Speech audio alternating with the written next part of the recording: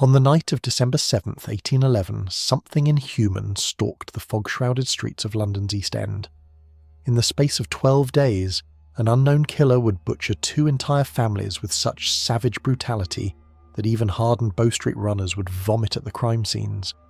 The Ratcliffe Highway Murders remain London's most terrifying unsolved mystery, a tale of blood and madness that turned the world's greatest city into a hunting ground for something that may not have been entirely human. They found Timothy Marr's skull split open like a melon, his wife's throat carved to the bone, and their infant son's brains scattered across the shop floor. The weapon, a blood-soaked sailor's maul, lay abandoned beside bodies so mutilated that experienced constables fled the scene in horror. But this was only the beginning.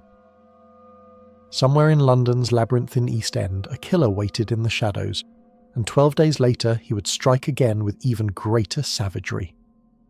Chapter 1. The Crimson Tide.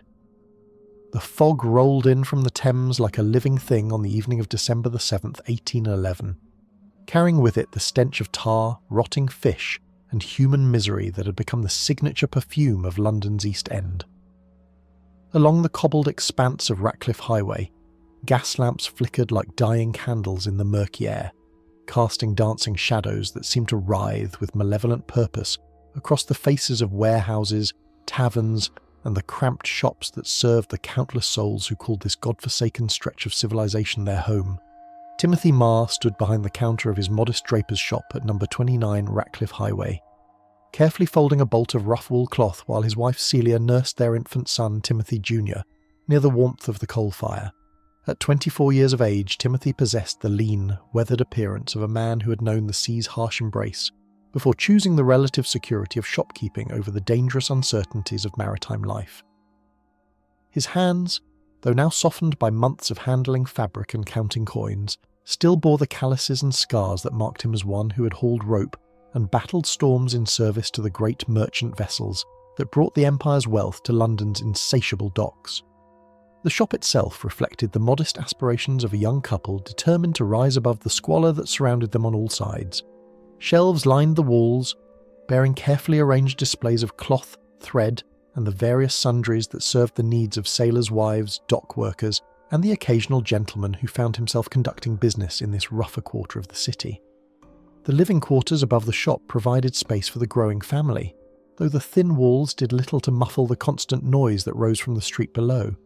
The cries of vendors hawking everything from fresh fish to stolen goods, the raucous laughter spilling from tavern doors, and the ever-present sound of cartwheels grinding against cobblestones worn smooth by decades of commercial traffic. Young James Gowan, barely 13 years old but already bearing the serious expression of one forced to mature quickly in such harsh surroundings, swept the shop floor with methodical precision. The boy had been apprenticed to Timothy only 6 months earlier, his parents grateful to secure him a position that offered the possibility of learning a trade rather than consigning him to the brutal labour of the docks, or the dangerous life of a Thames mudlark, scavenging for scraps in the river's treacherous tidal pools. "Mind you lock the front door properly when you've finished," Timothy instructed the boy, his voice carrying the careful authority of a man still learning to be a master. "There's been talk of strange doings in the neighbourhood these past weeks, folk going missing, and worse." James nodded solemnly, though his young eyes held the scepticism of one who had grown up surrounded by the tall tales and superstitious mutterings that were as common as rats in this part of London. Still, he had noticed the increased nervousness among the regular customers, the way conversations would cease abruptly when strangers entered the shop, and the unusual number of constables who had been patrolling the area with grim expressions and hands resting uneasily on their truncheons. Celia looked up from the baby, her pretty face marked by the fatigue that had become her constant companion since Timothy Jr.'s birth 14 weeks earlier. "Perhaps we should close early tonight," she suggested, unconsciously pulling the infant closer to her breast. "The fog is growing thicker, and Margaret should be returning soon with the oysters for supper." Margaret Jewell, their young servant girl, had ventured out nearly an hour earlier to purchase the shellfish from a vendor near the London docks. The errand should have taken her no more than 30 minutes, but the increasingly treacherous conditions on the streets meant that even the simplest journeys could become complicated affairs, requiring careful navigation through the maze of criminal activity that flourished in the shadows between legitimate commerce. The East End had always been a place where desperation and opportunity existed in uneasy partnership, but in recent months, the balance had shifted towards something darker and more threatening. Ships arriving from distant ports brought not only exotic goods and profitable cargo, but also men whose experiences in foreign lands had exposed them to influences that civilized society preferred not to acknowledge. Sailors spoke in hushed tones of rituals witnessed in Pacific islands where Christianity had never taken root, of strange practices encountered in the fever-ridden jungles of Africa and South America, and of ancient superstitions that seemed to carry more weight than rational men should have accorded them. The Ratcliffe Highway itself had become a thoroughfare where such influences seemed to concentrate and ferment like wine left too long in a dark cellar. During the daylight hours, it maintained the appearance of respectability that commerce demanded. Shop fronts displaying their wares, customers conducting business with the measured politeness that marked proper English society, and the constant flow of carts and carriages that spoke of prosperity and progress. But as evening approached and the fog rolled in from the river, the street transformed into something that belonged more to nightmare than to the modern world that Britain was building through industrial might and imperial expansion. Figures emerged from alleyways that seemed too narrow for human passage, conducting business that required no spoken words and left no written records. Women appeared at upper-story windows with painted faces and knowing eyes that had seen too much of what men were capable of when freed from the constraints of civilization. And through it all moved the sailors, men whose loyalties belonged to no nation and whose ethics had been shaped by exposure to every form of human vice and natural terror that the world's oceans could provide. Timothy Marr understood this transformation because he had once been part of it himself.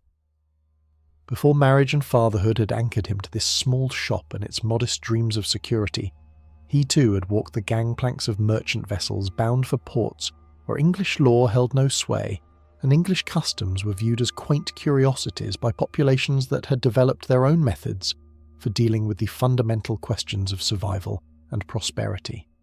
He had seen the slave markets of the Caribbean, where human beings were bought and sold with less ceremony than was accorded to livestock in English farming communities. He had witnessed the opium dens of the Far East, where men lost themselves in dreams that were more vivid and compelling than any reality that conventional society could offer. And he had participated in the casual violence that was often necessary to protect cargo and crew from the predators that lurked in every port where valuable goods changed hands. These experiences had taught him that the world was far more dangerous and unpredictable than the comfortable assumptions of domestic life would suggest. The shop represented his attempt to build a barrier between his family and the chaos that he knew existed just beyond the thin veneer of civilization that London's authorities worked so desperately to maintain. But barriers could be breached, and Timothy had begun to sense that forces were gathering in the East End that might prove stronger than the simple physical security that locked doors and shuttered windows could provide. There had been too many unexplained disappearances in recent weeks. Too many reports of strange figures observed in the pre-dawn hours when honest citizens should have been asleep in their beds, and too many instances of violence that seemed to serve no rational purpose. The constables and watchmen who patrolled these streets carried themselves with the nervous energy of men who suspected they were facing threats that their training and experience had not prepared them to handle.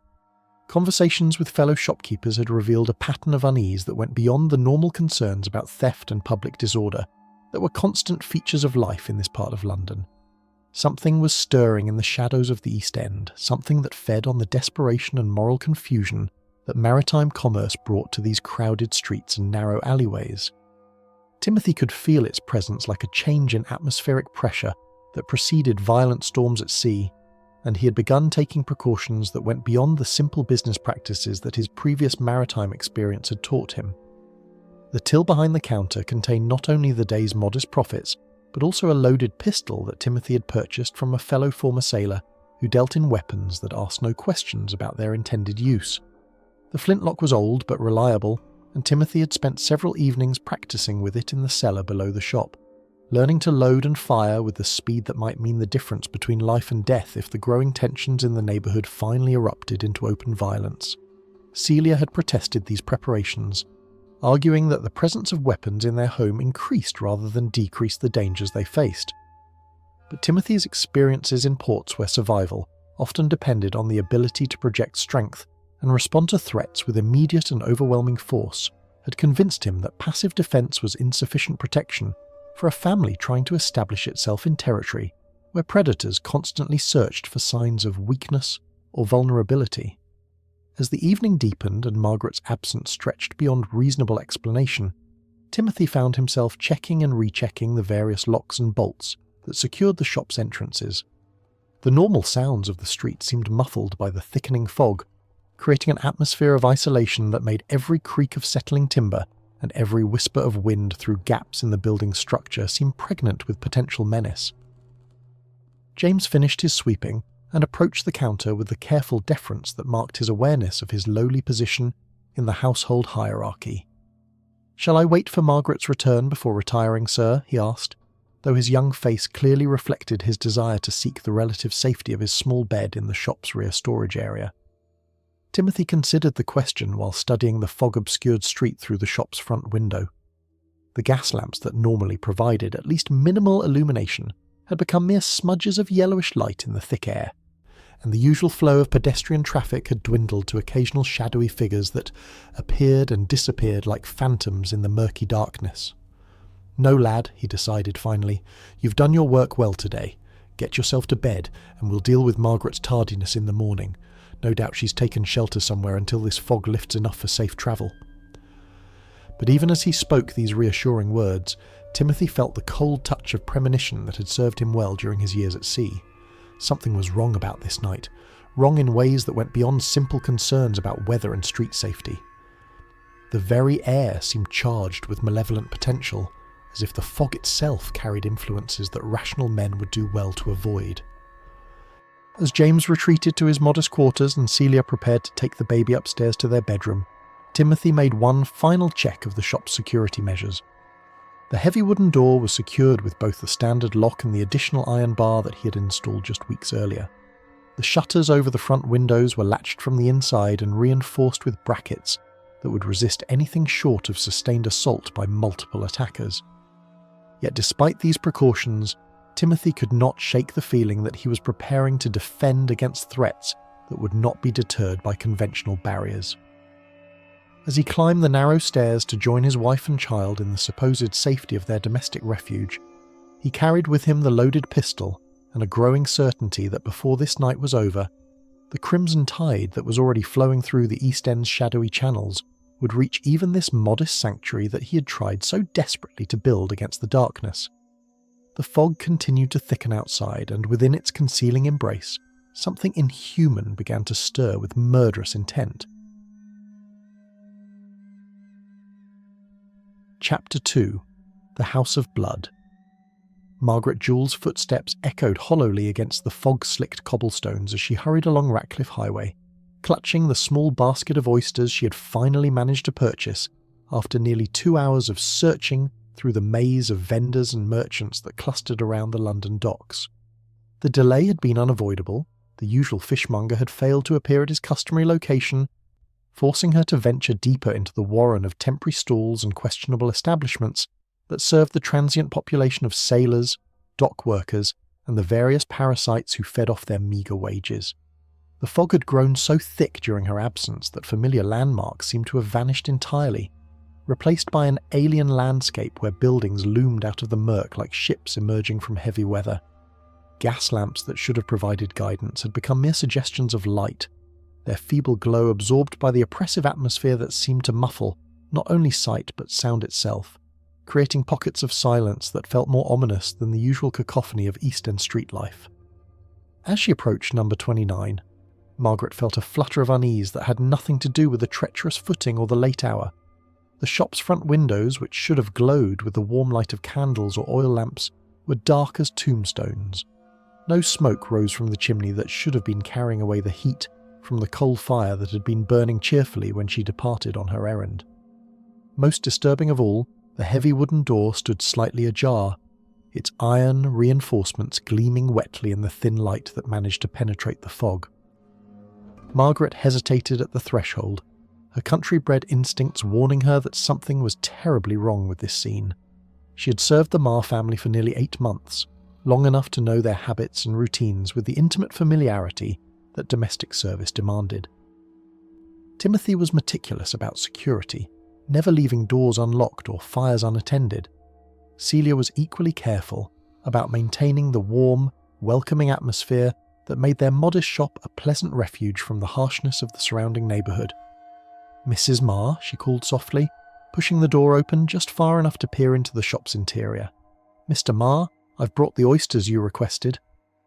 The silence that greeted her words was not the comfortable quiet of a household settled for the evening, but something deeper and more absolute, the kind of silence that spoke of absence, of life suddenly and violently interrupted. Even the baby, who usually made his presence known through the soft sounds of infant sleep or the gentle murmur of his mother's voice, was utterly still. Margaret pushed the door fully open and stepped into the shop, her eyes struggling to adjust to the darkness that seemed unusually dense, despite the familiar layout of counters, shelves, and displays that should have been visible even in minimal light. The air carried strange odours that her mind initially refused to identify, metallic scents that seemed to coat her throat and make breathing difficult, mixed with something else that reminded her of the slaughterhouse behind her father's farm where she had spent her childhood. Her foot encountered something wet and sticky on the floorboards, and she looked down to see a dark stain that seemed to spread outward from behind the counter like spilled ink. But ink did not carry that coppery smell, and ink did not reflect what little light penetrated the shop's windows with the thick, viscous gleam that characterized the substance now soaking through the thin soles of her shoes. "Dear God," she whispered, her voice barely audible even to herself as understanding began to penetrate the protective numbness that shock had wrapped around her consciousness. The dark stains were blood. More blood than she had ever seen in one place. More blood than seemed possible for a human body to contain.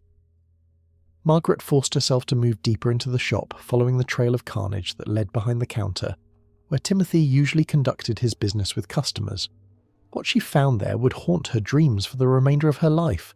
Images so horrific that even years later she would wake screaming in the night, reliving this moment of discovery that had shattered her faith in the essential safety and order of the civilized world. Timothy Marr lay sprawled beside the overturned cash drawer, his skull split open like a melon that had been dropped from a great height. The blow that had killed him must have been delivered with inhuman force, driving fragments of bone deep into the brain tissue that now decorated the floor and nearby shelves in patterns that spoke of explosive violence. His eyes, still open, stared sightlessly at the ceiling, with an expression of surprise that suggested death had come without warning or opportunity for defence. But Timothy's murder, horrible as it was, represented only the beginning of the nightmare that had transformed this modest shop into a charnel house. Celia Marr had been found by her killer near the stairs leading to the family's living quarters, her throat opened by a blade wielded with surgical precision that had severed arteries and windpipe in a single stroke. The arterial spray had painted the walls in crimson arcs that testified to the victim's final, desperate attempts to escape the butcher who had cornered her in her own home. The baby, little Timothy Jr., had been discovered in his cradle, his infant skull crushed by the same weapon that had killed his father. The sight of the child's destroyed head, surrounded by the soft blankets and gentle toys that had represented his parents' hopes for his future, pushed Margaret beyond the limits of what human consciousness could process and remain intact. Young James Gowan had fought hardest of all, his 13-year-old body bearing evidence of a desperate struggle that had carried him from the shop's rear storage area to the base of the stairs before the killer had finally battered him to death, with repeated blows that had continued long after life had fled. His small hands were bloodied from attempting to defend himself, and his torn clothing suggested that he had managed to inflict at least some damage on his attacker, before succumbing to wounds that no child should have been forced to endure. The weapon responsible for this massacre lay abandoned near Timothy's body, a sailor's maul, its heavy wooden head dark with blood and tissue, its handle bearing the carved initials IP that might have provided a clue to the killer's identity if Margaret had been in any condition to notice such details. But the young woman's mind had retreated into protective shock, leaving her capable of little more than the animal instinct to flee from danger that might still be present in the shop's darkened corners. Margaret stumbled backward toward the door, her basket of oysters forgotten as she fought against the waves of nausea and horror that threatened to overwhelm her completely. The metallic taste of blood seemed to coat her tongue, and the smell of violent death clung to her clothing like a physical presence that she would never be able to wash away entirely. Her retreat was blocked by the arrival of George Olney, the night watchman whose patrol route included this section of Ratcliffe Highway. Olney was a veteran of the Peninsular War who had seen his share of battlefield carnage, but even his military experience had not prepared him for the scene that Margaret's stumbling exit revealed when he pushed past her into the shop's interior.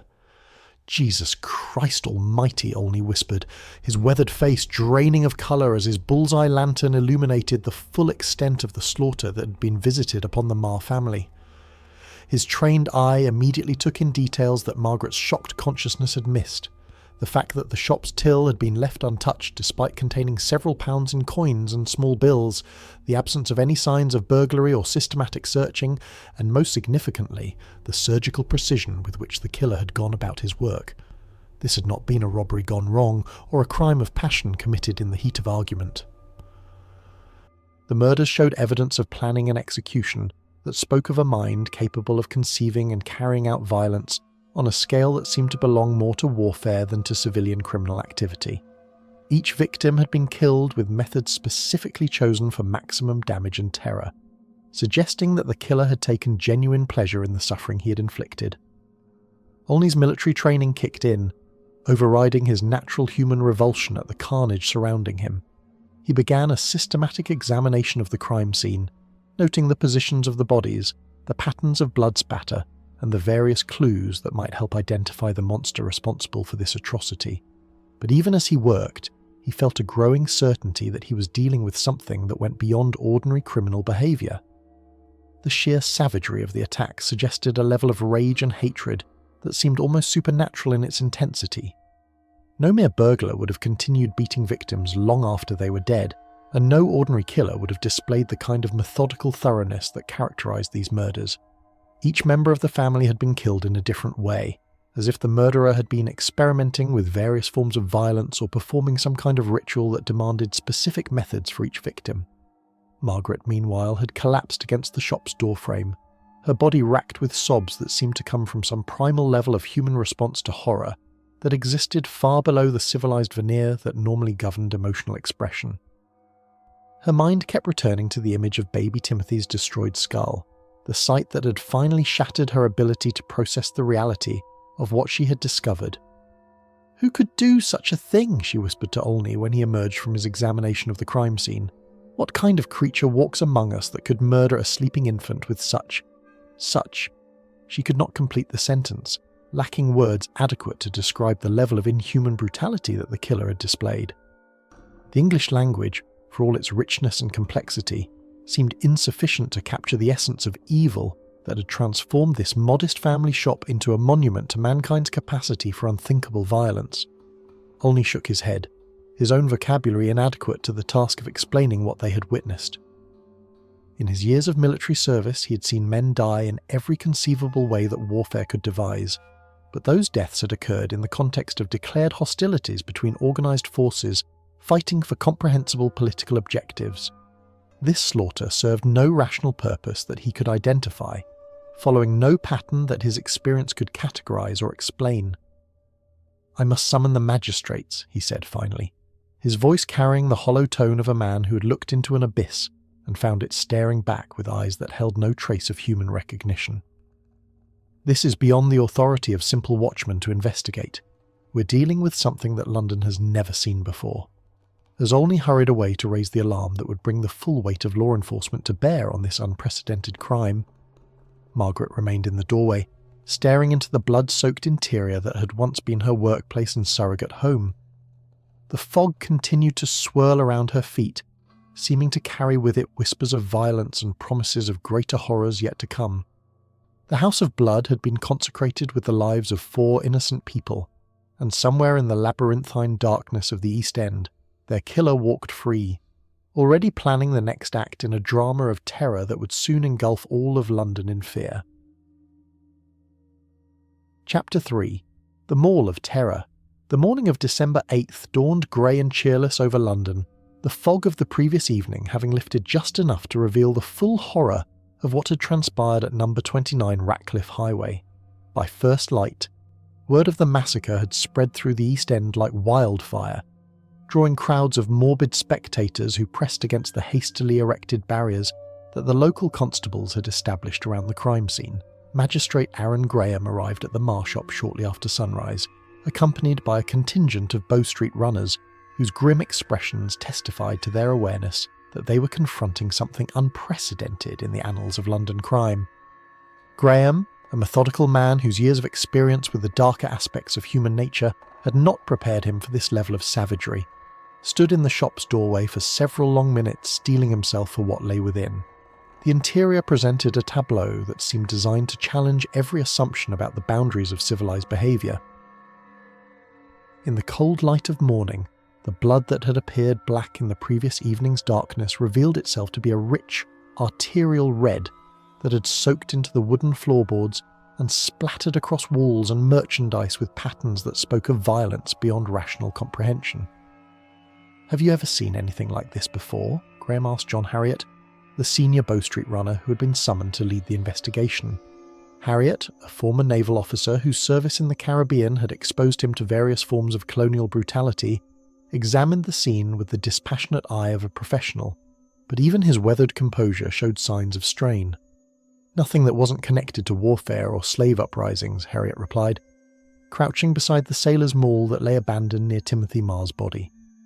"But this shows a level of personal hatred that goes beyond anything I've encountered in civilian criminal activity. Each victim was killed with methods specifically chosen for maximum damage and terror. The maul itself became the focus of immediate investigation, representing the most tangible clue to the killer's identity in a crime scene that otherwise seemed to offer little in the way of conventional evidence. The weapon was clearly of maritime origin, a tool used aboard ships for driving bolts and securing rigging, its heavy wooden head bound with iron bands that could deliver crushing blows capable of splitting skulls like eggshells. Most significantly, the handlebar carved initials, IP, etched deep into the wood with the kind of careful precision that suggested they represented more than mere decoration. These letters offered the first real hope that the killer might be identified and brought to justice, but they also raised disturbing questions about the nature of the crime and the motivations that had driven someone to such extremes of violence. "Those initials belong to someone," Graham observed, directing his constables to begin a systematic canvass of every public house, boarding establishment, and maritime supply shop in the East End. "Find me every man whose name matches those letters and bring them in for questioning. Start with the taverns closest to the docks. That's where a sailor would most likely drink and socialise." The investigation that followed revealed the complex social geography of London's maritime quarter, a world unto itself where men from every corner of the empire mingled in establishments that served as informal employment agencies, news exchanges, and refugees from the harsh realities of life at sea. The maul's origins were traced to the Pear Tree public house on Cinnamon Street, where the landlord identified it as having belonged to John Peterson, a Swedish sailor who had frequented the establishment during his periodic stays in London. But Peterson himself proved to be an unsatisfactory suspect when investigation revealed that he had shipped out aboard a merchant vessel bound for the Mediterranean nearly 3 weeks before the murders occurred. His maul had been left behind as security for unpaid debts, eventually finding its way into the general collection of tools and personal effects that accumulated in such establishments as their transient clientele came and went with the tides and shipping schedules. "Someone took that maul specifically for the purpose of committing murder," Harriott concluded, after interviewing the tavern's staff and regular customers. But who and why? What connected the Marr family to whoever borrowed or stole Peterson's tool? The question haunted the investigators as they continued their examination of the crime scene, searching for additional clues that might illuminate the killer's identity or motivations. The shop's financial records showed no evidence of unusual debts or business disputes that might have provided a motive for such extreme violence. Timothy Marr's maritime connections, while extensive due to his previous career at sea, revealed no obvious enemies or sources of serious conflict. More puzzling still was the apparent lack of robbery as a motive. The shop's till remained untouched, containing several pounds in coins and small bills that would have represented significant wealth to the kind of desperate criminals who typically preyed upon small merchants. Valuable merchandise remained undisturbed on the shelves. and even Celia's modest jewellery had been left in place despite its accessibility to anyone who had taken the time to search the family's living quarters. This wasn't about money, Graham realised as he studied the inventory of undisturbed valuables. The killer came here for the specific purpose of inflicting death and terror. But why these particular victims? What made the Marr family targets for this kind of focused hatred? Dr. George Mansfield, the physician summoned to examine the bodies, provided additional disturbing details about the nature of the attacks. His preliminary examination revealed that the killer had possessed both the physical strength necessary to inflict such devastating wounds and the anatomical knowledge required to ensure that each blow achieved maximum damage. "These are not the random strikes of someone acting in blind rage," Mansfield reported to the assembled investigators. The blows to the head were delivered with precise force to specific locations that would cause immediate death or unconsciousness. The throat wounds show evidence of surgical knowledge, someone familiar with human anatomy, and the location of major blood vessels. This revelation added a new dimension to the investigation, suggesting that the killer might possess medical training or at least extensive experience with violence and its effects on the human body. The implications were deeply unsettling, raising the possibility that London harboured someone with both the knowledge and inclination to commit murder with professional efficiency.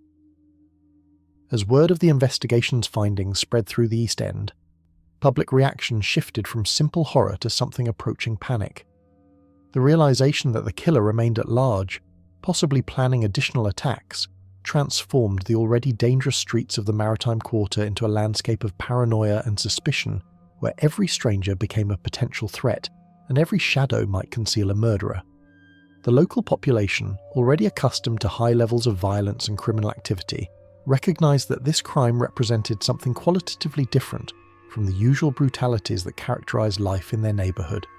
Tavern conversations turned to speculation about the killer's identity and motivations, with theories ranging from maritime vendettas to foreign conspiracies to supernatural explanations that reflected the deep unease that the murders had generated. "It's not natural," declared Sarah Mackenzie, a local woman whose husband worked the docks and who had known the Marr family through their business dealings. "No Christian man could do such things to a sleeping baby. There's something devil-sent walking among us, something that feeds on innocent blood." Such sentiments found ready acceptance among a population already inclined towards superstitious explanations for events that challenged their understanding of human nature and social order. The East End had always been a place where rational and irrational beliefs coexisted uneasily, where immigrants from distant lands brought customs and convictions that seemed alien to English sensibilities, and where the constant proximity to death and violence made supernatural explanations seem no more implausible than purely material ones. The investigation continued with increasing urgency as Graham and his team recognised that they were racing against time to prevent additional murders. The killer's methodical approach and apparent lack of conventional motives suggested that the Marr family might represent only the beginning of a campaign of terror that could claim additional victims at any moment. But despite the deployment of unprecedented resources and the systematic questioning of hundreds of potential witnesses and suspects, the investigation seemed to generate more questions than answers. The maul had provided their first real clue, but the trail leading from Peterson's abandoned tool to the actual murderer remained frustratingly obscure. "We're dealing with someone who understands how to use the chaos and anonymity of the docks to his advantage," Harriet observed during one of the evening briefings that had become a daily ritual for the investigative team. "He knows this area well enough to move through it without attracting attention, and he has access to information about potential victims and their habits." The implication was clear. The killer was not some random madman striking at convenient targets, but rather someone with intimate knowledge of the East End's social geography and the ability to plan his attacks with careful attention to timing and opportunity. This realization made every resident of the Maritime Quarter a potential suspect, while simultaneously suggesting that the true culprit might possess the sophistication necessary to evade detection indefinitely.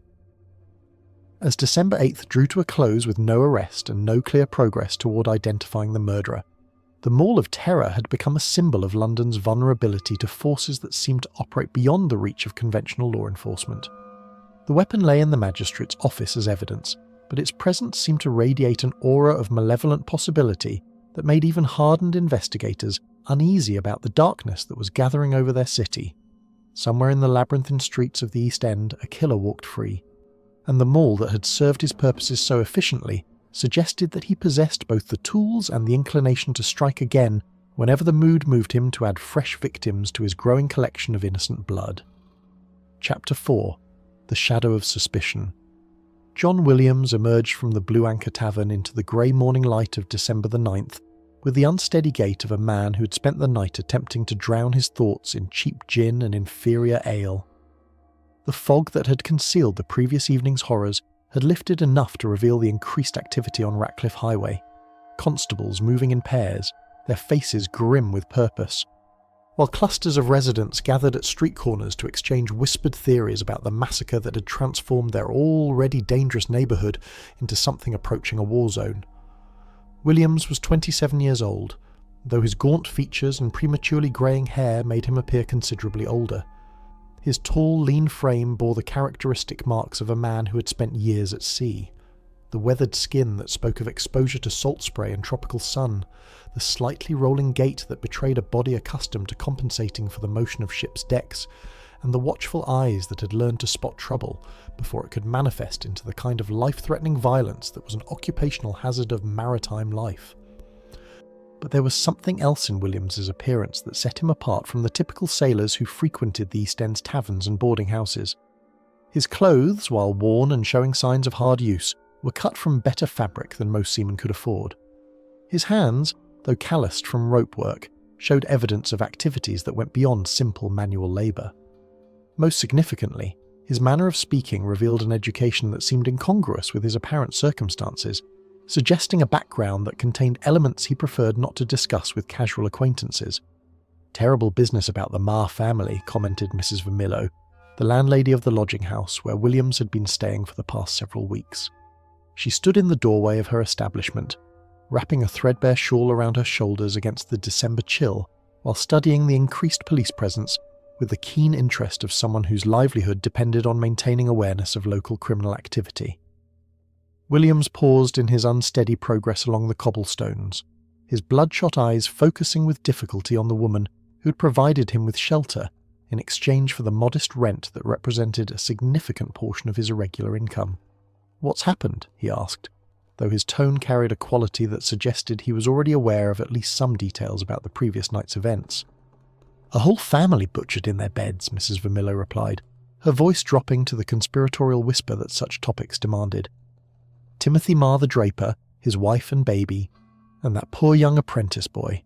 Found them this morning with their skulls cracked open like walnuts and their throats cut from ear to ear. They say there was blood on every surface, blood soaked so deep into the floorboards that it'll never come clean." Williams absorbed this information with the blank expression of someone whose mind was struggling to process details through the haze of alcohol and exhaustion that clouded his thoughts.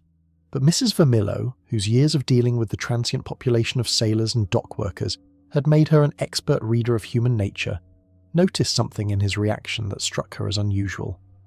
"You knew them, didn't you?" she pressed, stepping closer to study his face with the intensity of someone who had learned to survive by paying attention to subtleties that others might miss. "I've seen you talking to Timothy Marr outside his shop on several occasions. What was your business with him?" The question seemed to penetrate Williams's alcoholic stupor more effectively than Mrs. Vermillo's initial description of the murders. His posture straightened slightly, and his eyes took on a sharper focus that suggested an intelligence that was usually hidden beneath layers of apparent dissolution and social inadequacy. "We sailed together," Williams admitted, though the words seemed to require considerable effort to produce. "Years ago, aboard the Roxburgh Castle trading run to the Caribbean, Timothy was a good sailor, steady and reliable. We had some disagreements toward the end of that voyage, but nothing that should have mattered after all this time." Mrs. Vermillo's interest intensified at this revelation.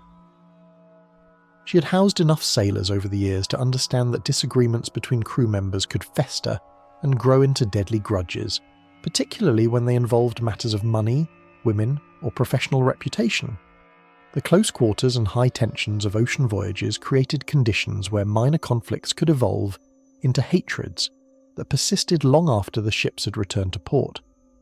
"What kind of disagreements?" she asked, though Williams had already begun moving away from her with the deliberate purpose of someone who had revealed more than he intended, and was now seeking to escape further questioning.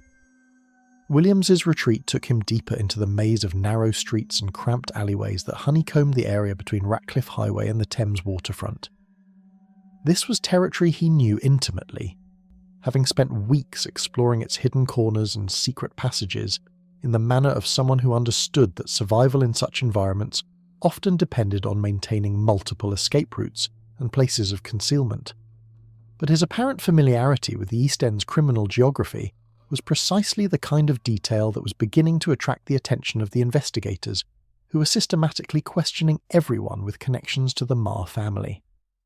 Within hours of Mrs. Vermillo's conversation with Williams, her observations had been reported to the local constables, who forwarded them to Magistrate Graham as potentially significant intelligence about a possible suspect. The investigation into Williams's background revealed a complex and contradictory portrait of a man whose life seemed to contain elements that did not fit together in any coherent pattern. Official records showed that he had indeed served aboard several merchant vessels over the past decade, including the Roxburgh Castle during a trading voyage to the Caribbean that had concluded nearly 3 years earlier. But there were gaps in his employment history that could not be accounted for through conventional maritime service, and his living arrangements suggested access to financial resources that exceeded what a common sailor could reasonably expect to accumulate. More significantly, several witnesses came forward with accounts of Williams's behaviour that painted him as someone with a volatile temperament and a tendency toward violence when under the influence of alcohol. James Good, a fellow sailor who had shared lodgings with Williams earlier in the year, described incidents where Williams had threatened other residents with knives and had spoken in disturbing terms about the satisfaction he derived from inflicting pain on others. He told me once that he'd killed men in foreign ports, Good reported to the investigators, his weathered face reflecting the unease that such memories generated. Said it was easier than most people imagined, and that the authorities in places like Jamaica or Barbados didn't ask many questions about dead sailors who had no family to claim their bodies. Such testimony, while disturbing, fell short of providing direct evidence linking Williams to the Marr family murders.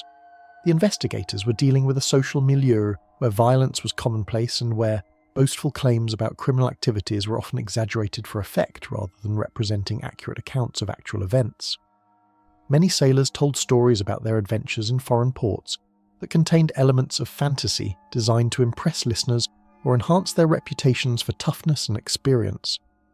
But the timeline of Williams's activities on the night of December 7th proved difficult to establish with the precision that would either confirm or eliminate him as a suspect. Multiple witnesses placed him in various taverns throughout the evening, but their accounts were contradictory regarding the specific times and locations of these sightings. The heavy fog that had blanketed the area made reliable identification challenging, and the transient nature of the population meant that many potential witnesses had already departed London aboard outbound vessels. Williams himself seemed aware that he had become a person of interest to the authorities, and his behaviour in the days following the murders suggested either the nervousness of someone with something to hide, or the natural unease of an individual who understood that his background and associations made him vulnerable to suspicion regardless of his actual involvement in the crime. He began avoiding his usual haunts, instead frequenting establishments where he was less well known and where casual conversation was less likely to reveal details about his past or present circumstances. His drinking, already heavy by the standards of a population that consumed alcohol with the regularity that modern society reserves for water, increased to levels that bordered on self-destruction, as if he were attempting to obliterate thoughts or memories that caused him significant distress. The pattern of avoidance and increased alcohol consumption might have represented the behaviour of a guilty man attempting to escape the consequences of his actions, but it could equally well have indicated the response of someone who recognised that circumstances beyond his control were conspiring to make him a convenient scapegoat for crimes he had not committed. Dr. Mansfield, the physician who had examined the Marr family's bodies, provided additional details about the killer's likely physical characteristics that seemed to match Williams's general description. The force required to inflict the crushing blows that had killed Timothy Marr and young James Gowan suggested someone with considerable upper body strength, while the precision of the throat wounds indicated familiarity with human anatomy that could have been acquired through experience with violence in foreign ports. "We're looking for someone tall enough and strong enough to deliver killing blows with a heavy maul," Mansfield reported to the investigative team. "Someone who has probably killed before and who possesses enough anatomical knowledge to ensure that his victims died quickly and efficiently." The wounds show no hesitation or uncertainty. This was the work of someone experienced in the mechanics of death. This profile seemed to fit Williams disturbingly well, particularly when combined with witness accounts of his violent tendencies and his own boastful claims about having killed men in foreign locations. But the investigators were also aware that such circumstantial evidence, while suggestive, fell short of the kind of proof that would be required to secure a conviction in court. More troubling still was the growing realization that Williams seemed to be aware of the investigation's focus on him, and was taking steps to avoid capture that suggested either guilt or a sophisticated understanding of criminal investigation techniques that exceeded what might be expected from a common sailor. His movements through the East End showed evidence of planning and forethought that indicated intelligence and education beyond his apparent social circumstances. As December 10th dawned with still no arrest in the Marr family case, John Williams had emerged as the primary suspect in London's most shocking crime in living memory. But he remained frustratingly elusive, moving through the shadows of the East End like a ghost who understood the territory well enough to stay one step ahead of the authorities who sought to bring him to justice. The shadow of suspicion that had fallen across Williams was dark and growing darker, but whether it represented the pursuit of a guilty man or the persecution of a convenient scapegoat remained a question that would haunt the investigation and challenge every assumption about justice and truth in the world's greatest city. Somewhere in the labyrinthine darkness of maritime London, John Williams continued his dance of evasion, while the authorities closed their net ever tighter around a man who might hold the key to understanding one of the most brutal crimes in English history. To Chapter 5, The City in Fear, the news of the Ratcliffe Highway Murders spread through London like a contagion, carried by broadsheet vendors who hawked increasingly sensational accounts to crowds hungry for details about the horror that had visited the East End. By December 12th, 5 days after the discovery of the Marr family's bodies, every coffeehouse, tavern and drawing room in the capital buzzed with theories, accusations and mounting panic about what the press had begun calling the most diabolical murders ever committed in a Christian country.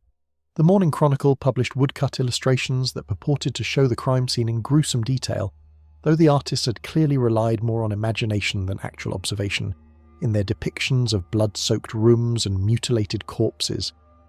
These images, reproduced and distributed throughout the city, served to amplify the public's sense of horror while providing vivid visual reinforcement for fears that were already approaching the level of mass hysteria. "No person in London can feel secure in their own home," declared the editorial column of The Times, reflecting the growing sentiment that the murders represented not merely a criminal act, but a fundamental assault on the social order itself. If a family can be butchered in their own shop, surrounded by neighbours and protected by locks and bars, then what defence do any of us possess against the forces of evil that walk among us? The East End, already regarded with suspicion and distaste by London's more respectable classes, found itself transformed in the public imagination into something approaching a vision of hell itself. Merchants refused to conduct business in the area after dark, and even the hardened dock workers who formed the backbone of the maritime economy began travelling in groups for protection against whatever malevolent force had claimed the Marr family as its victims. Mrs. Elizabeth Williamson, proprietress of the King's Arms Tavern on New Gravel Lane, found herself serving an increasingly nervous clientele whose conversations inevitably turned to speculation about the killer's identity and the likelihood of additional attacks. The tavern, located less than half a mile from the Marr shop, had become an unofficial headquarters for amateur investigators and professional gossips who gathered nightly to share the latest rumours and theories about the case. "They say the killer drinks the blood of his victims," whispered Thomas Phillips, a local carpenter whose business had suffered dramatically as customers became reluctant to venture into the East End for any purpose. "That's why there was so much blood at the scene. He was performing some kind of ritual that required the spilling of innocent blood for dark purposes."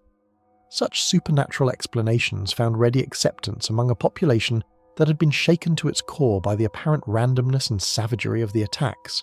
The notion that purely human motivations could account for such extreme violence challenged fundamental assumptions about the nature of civilized society and the effectiveness of the moral and legal structures that were supposed to protect the innocent from predatory behaviour. Religious leaders throughout London seized upon the murders as evidence of divine displeasure with the nation's moral decline, delivering sermons that connected the East End killings to broader themes of sin, redemption, and the need for spiritual renewal. The Reverend Dr. William Mason, preaching at St. Paul's Cathedral to a congregation that included several members of Parliament, declared that the blood of innocents cries out from the streets of our great city, demanding that we examine our souls and cleanse ourselves of the corruption that has invited such judgment upon us. But even as religious authorities offered spiritual explanations for the crisis, the practical business of investigating the crimes continued under the direction of Magistrate Aaron Graham and his team of increasingly frustrated law enforcement professionals. The investigation had generated dozens of potential leads and hundreds of witness statements, but none had provided the definitive evidence needed to identify and arrest the killer with sufficient certainty to ensure conviction. The focus on John Williams as the primary suspect had yielded tantalising clues, but no smoking gun that would allow the authorities to move decisively against him. His maritime background, violent tendencies, and connection to the Marr family made him a compelling candidate for guilt, but the circumstantial nature of the evidence raised concerns about the possibility of executing an innocent man for crimes committed by someone else. Dr. George Mansfield, the physician who had examined the victims, provided increasingly detailed analyses of the wounds that painted a disturbing picture of the killer's methods and psychological state. His reports, while intended primarily for law enforcement use, inevitably found their way into the hands of journalists and sensation seekers who used them to fuel public speculation about the nature of the crimes and the character of their perpetrator. The killer displayed a level of systematic brutality that suggests deep psychological disturbance, Mansfield reported in a confidential memorandum that was leaked to the press within days of its completion. Each victim was killed in a manner specifically calculated to cause maximum suffering and terror. This was not the work of someone acting in blind rage, but rather the calculated behaviour of someone who derived genuine pleasure from inflicting pain and witnessing the destruction of human life. The psychological profile that emerged from Mansfield's analysis presented the killer as someone who combined intelligence and planning ability with a complete absence of normal human empathy or moral restraint. This portrait of calculated evil proved even more terrifying to the public than simple theories about madness or supernatural influence, suggesting that London harboured someone who could appear perfectly normal while concealing the capacity for unthinkable violence.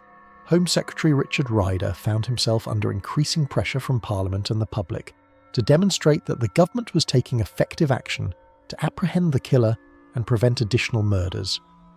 The deployment of additional constables and watchmen throughout the East End had strained law enforcement resources without producing visible results, leading to criticism that the authorities were either incompetent or deliberately concealing information about the investigation's progress. The people of London have a right to know whether their government can protect them from the monsters that walk among us, declared William Cobbett in his political register, echoing growing sentiment that the murders represented a test of social and political institutions, that those institutions were failing to meet adequately. The economic impact of the terror was becoming increasingly apparent as normal commercial activity ground to a halt throughout the maritime quarter. Ship owners complained that their crews were refusing to venture ashore after dark, while merchants reported that customers were avoiding the area entirely rather than risk encountering whatever force had been responsible for the Marr family's destruction. The London docks, usually bustling with activity at all hours, began shutting down operations at sunset as workers refused to labour in what they perceived as a hunting ground for supernatural predators. Foreign visitors to London, accustomed to viewing the British capital as a model of civilised progress and social order, found themselves confronted with evidence that even the world's most advanced society remained vulnerable to forces that seemed to belong more to medieval superstition than to modern rational governance. The diplomatic correspondence of various European powers during this period reflected growing concern about political stability in Britain and the possibility that domestic unrest might spill over into international affairs. The psychological impact on London's population extended far beyond the immediate vicinity of the crimes themselves. Families throughout the city began implementing elaborate security measures that reflected the breakdown of basic assumptions about personal safety and social order. hardware merchants reported unprecedented demand for locks, bars and weapons as ordinary citizens attempted to fortify their homes against threats that seemed to operate beyond the reach of conventional law enforcement.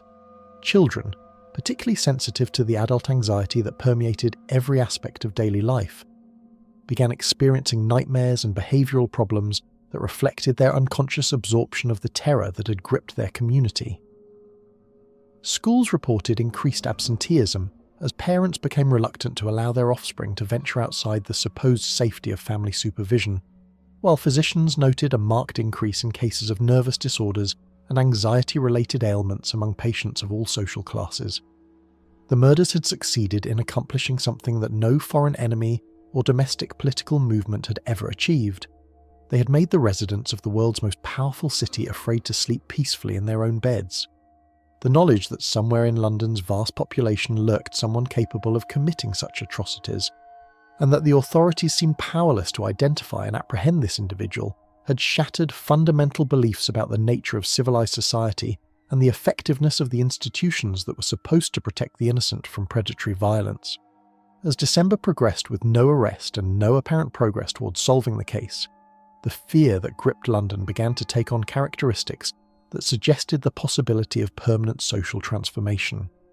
The murders had revealed the existence of evil that seemed to operate beyond conventional human understanding, and the failure to bring their perpetrator to justice implied that such evil might be a permanent feature of urban civilization, rather than an aberration that could be identified, isolated and eliminated through rational investigation and legal process. The city that had once prided itself on representing the pinnacle of human progress and social organisation now found itself confronting the possibility that its greatest achievements might be nothing more than a thin veneer of civilization stretched over an abyss of darkness that could swallow the innocent without warning and without remorse. In the fog-shrouded streets of the East End, something inhuman continued to walk free, and with each passing day, the knowledge of its continued presence ate away at the foundations of everything that London's residents had believed about safety, justice, and the fundamental nature of the world they inhabited. Chapter 6: The Public House Massacre. The King's Arms Tavern on New Gravel Lane had served the working population of Wapping for over 30 years, its low-beamed interior providing refuge from the harsh realities of dock work and maritime life for generations of sailors, stevedores, and the various tradesmen who made their living from London's vast commercial empire. On the evening of December 19th, 1811, 12 days after the horrific discovery at the Marr shop, the establishment presented an appearance of determined normalcy that masked the underlying tension that had gripped the entire East End since the murders had transformed their neighbourhood into a landscape of fear and suspicion.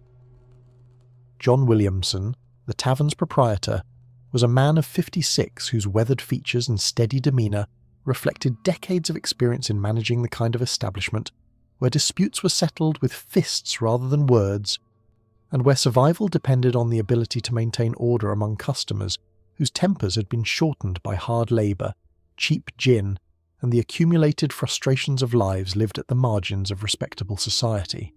His wife Elizabeth, 10 years his senior but equally capable of handling the rough clientele that frequented their business, worked beside him with the efficient competence of someone who had learned to anticipate trouble before it could escalate into violence.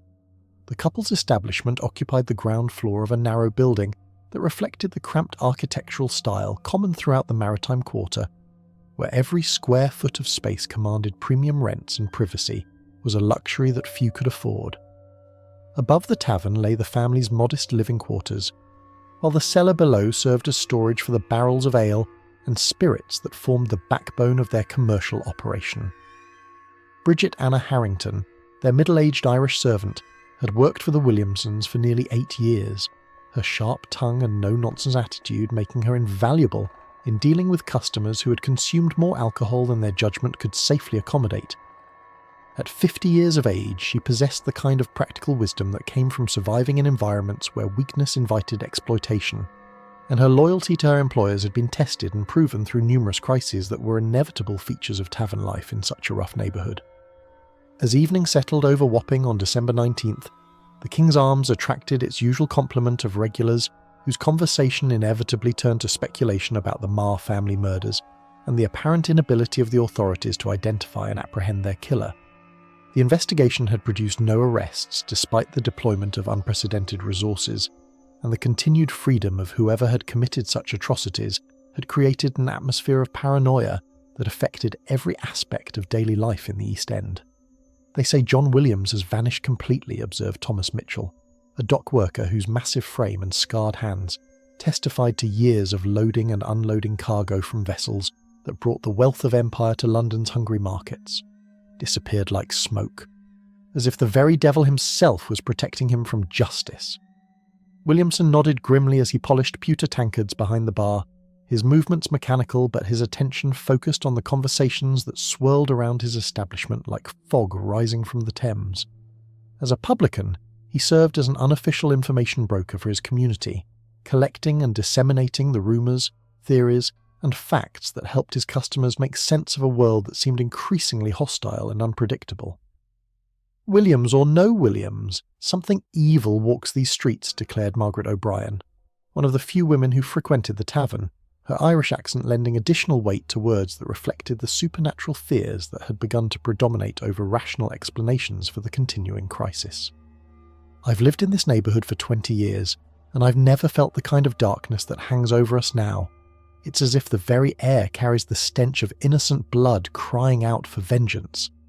Such sentiments found ready acceptance among customers who'd grown up in a culture where folk beliefs coexisted uneasily with the rational materialism that characterised England's industrial progress.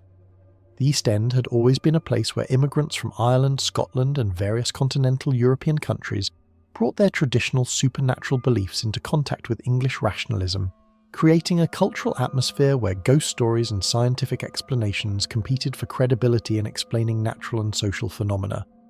The conversation was interrupted by the arrival of young Kitty Stilwell, Williamson's 14-year-old granddaughter, who'd been living with her grandparents since the death of her parents, in a cholera outbreak 2 years earlier.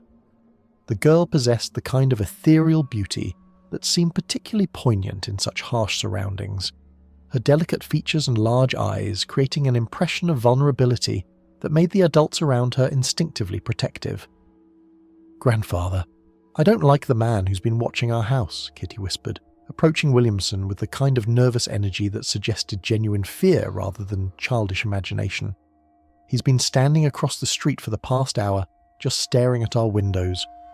There's something wrong about him, something that makes my skin crawl just to look at him." Williamson followed his granddaughter to the tavern's front window, peering through the thick glass into the fog-shrouded street beyond. The gas lamps that normally provided minimal illumination had become mere suggestions of light in the dense atmosphere, creating pockets of visibility that revealed only fragments of the scene outside. But even in such limited visibility, he could make out the silhouette of a tall figure standing motionless near the entrance to a narrow alley that provided access to the maze of smaller streets that honeycombed the area between New Gravel Lane and the Thames waterfront. "Probably just someone seeking shelter from the fog," Williamson told his granddaughter, though his voice carried uncertainty that suggested he found the stranger's presence as disturbing as she did. "But you're right to be cautious, child. These are dangerous times, and we must all be more careful about who we trust and what we allow into our lives." The evening progressed with the kind of forced conviviality that had become characteristic of social gatherings throughout the East End since the Marr murders had shattered the community's sense of security. Customers drank more heavily than usual, their conversations growing louder and more animated as alcohol provided temporary relief from the anxiety that had become a constant feature of their daily existence. But beneath the surface jocularity lay currents of genuine terror that no amount of gin or ale could permanently suppress. As closing time approached and the tavern's clientele began the reluctant process of venturing back into the fog-shrouded streets, Williamson found himself experiencing the same mixture of relief and apprehension that had marked the conclusion of every business day since December 7th. The hours when his establishment was open and filled with customers provided the illusion of community and mutual protection, but the long nights when the building stood isolated and vulnerable created conditions where every sound seemed to carry threats and every shadow might conceal potential danger. The final customers departed shortly before midnight, leaving the Williamson family to begin the nightly ritual of securing their premises against whatever forces might be lurking in the darkness beyond their doors. John checked and double-checked the heavy wooden bars that secured the tavern's entrance, while Elizabeth extinguished the oil lamps and candles that had provided illumination throughout the evening's business. Bridget Harrington completed her final tasks in the kitchen, washing the last of the pewter tankards and storing them in the cupboards, where they would remain until the following day's customers required their services. Her movements were efficient and practiced, reflecting years of experience with the routines that transformed a rowdy public house into a reasonably secure domestic refuge where the family could attempt to find rest despite the dangers that surrounded them. Young Kitty had retired to her small bedroom on the upper floor, though sleep proved elusive as her mind continued to replay images of the mysterious figure she had observed watching their building. Something about the stranger's posture and manner of observation had struck her as fundamentally wrong, as if his interest in their family went beyond simple curiosity or casual surveillance.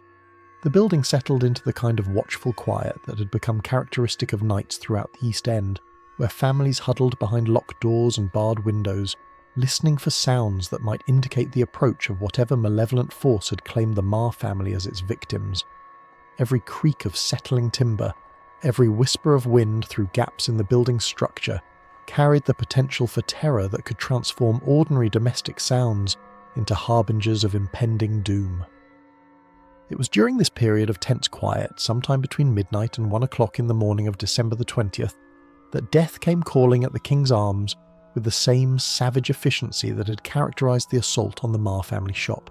The killer, whoever he was, had learned from his previous experience and refined his methods to ensure that his second attack would be even more devastating than his first. The massacre that followed would prove that the Marr family murders had not been an isolated incident of random violence, but rather the opening act in a campaign of terror that threatened to transform London itself into a hunting ground for forces that operated beyond the reach of conventional law enforcement.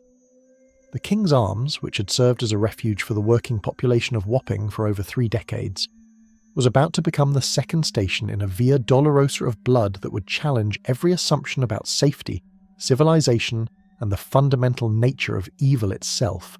In the fog-shrouded darkness of New Gravel Lane, something inhuman prepared to demonstrate once again that no lock or bar could protect the innocent from appetites that fed on terror and death, and that the forces stalking London's East End possessed both the patience and the skill necessary to strike whenever and wherever they chose. The second massacre was about to begin, and with it would come the terrible confirmation that the city's nightmare was far from over. Chapter 7. The Phantom Killer. The discovery of the King's Arms massacre on the morning of December 20th sent shockwaves through London that dwarfed even the initial horror that had followed the Marr family murders. This second slaughter, committed with the same methodical brutality and apparently motiveless savagery, confirmed the capital's worst fears. Somewhere in their midst walked a killer whose appetite for violence seemed insatiable, and whose ability to evade capture suggested either supernatural protection or a level of cunning that challenged the fundamental assumptions underlying criminal investigation. John Turner, a lodger who occupied rooms above an adjacent shop, had been awakened in the early hours by sounds that seemed to emanate from the King's Arms. Not the usual noise of late-night revelry, but something more disturbing that his sleeping mind initially dismissed as part of a nightmare. When the sounds continued and took on characteristics that suggested genuine distress, Turner had approached his window to investigate, peering through the fog-obscured glass into the street below. What he witnessed in those crucial moments would haunt him for the remainder of his life. A tall figure emerged from the tavern's rear entrance, moving with the deliberate purpose of someone who had completed a planned task. The stranger carried what appeared to be a heavy tool or weapon, though the fog and darkness made precise identification impossible. Most unnervingly, the figure seemed to pause in the alley behind the building, as if savouring the aftermath of whatever had transpired within the King's Arms, before melting back into the labyrinthine darkness of Wapping's narrow streets. Turner's initial attempts to raise an alarm were frustrated by the same atmospheric conditions that had concealed the killer's identity. His shouts disappeared into the fog as if absorbed by the very air itself, and his efforts to rouse neighbours met with responses that reflected the paranoid caution that had gripped the entire community since the first murders. Windows remained shuttered, doors stayed barred, as residents chose the relative safety of ignorance over the potential dangers of investigating disturbances that might involve the same malevolent force that had already claimed 4 innocent lives. It was not until dawn provided enough light to penetrate the fog that the full extent of the horror became apparent. Constable Charles Horton, making his regular patrol rounds, noticed that the King's Arms had failed to open for business at its customary early hour. The building's windows remained dark, its front door secured with the heavy wooden bar that should have been removed hours earlier to accommodate the dock workers and other early customers who typically began their days with breakfast and strong ale. Horton's attempts to attract the attention of the tavern's occupants through knocking and shouting met with the same ominous silence that had greeted Margaret Jewell's return to the Marr shop 13 days earlier. The constable's growing sense of dread was confirmed when he discovered that the building's rear entrance stood slightly ajar, its lock broken and its wooden frame bearing marks that suggested forced entry by someone with both the tools and the determination necessary to overcome substantial physical barriers. The interior of the King's Arms presented a scene that surpassed even the Marr shop in its demonstration of methodical brutality and calculated terror. John Williamson had been discovered in the tavern's main room, his skull crushed by repeated blows from what appeared to be the same type of heavy maul that had been used in the previous murders, but this time the killer had taken additional steps to ensure his victim's suffering, binding Williamson's hands and forcing him to witness the destruction of his family before delivering the final, fatal blow. Elizabeth Williamson had been found near the stairs leading to the upper floor, her throat opened by a razor or similar blade wielded with surgical precision. The arterial spray that decorated the walls around her body created patterns that spoke of desperate attempts to escape her attacker, but the killer had cornered her in a position where flight was impossible and resistance was futile. Her face bore expressions of terror that would remain etched in the memories of everyone who witnessed the crime scene. Bridget Harrington, the loyal Irish servant who had worked for the family for nearly 8 years, had been discovered in the kitchen where she had apparently attempted to defend herself with a heavy iron poker.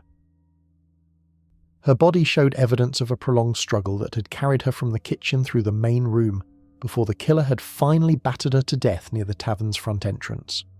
The poker lay beside her body, its surface stained with blood that suggested she had managed to wound her attacker before succumbing to injuries that no human being should have been forced to endure.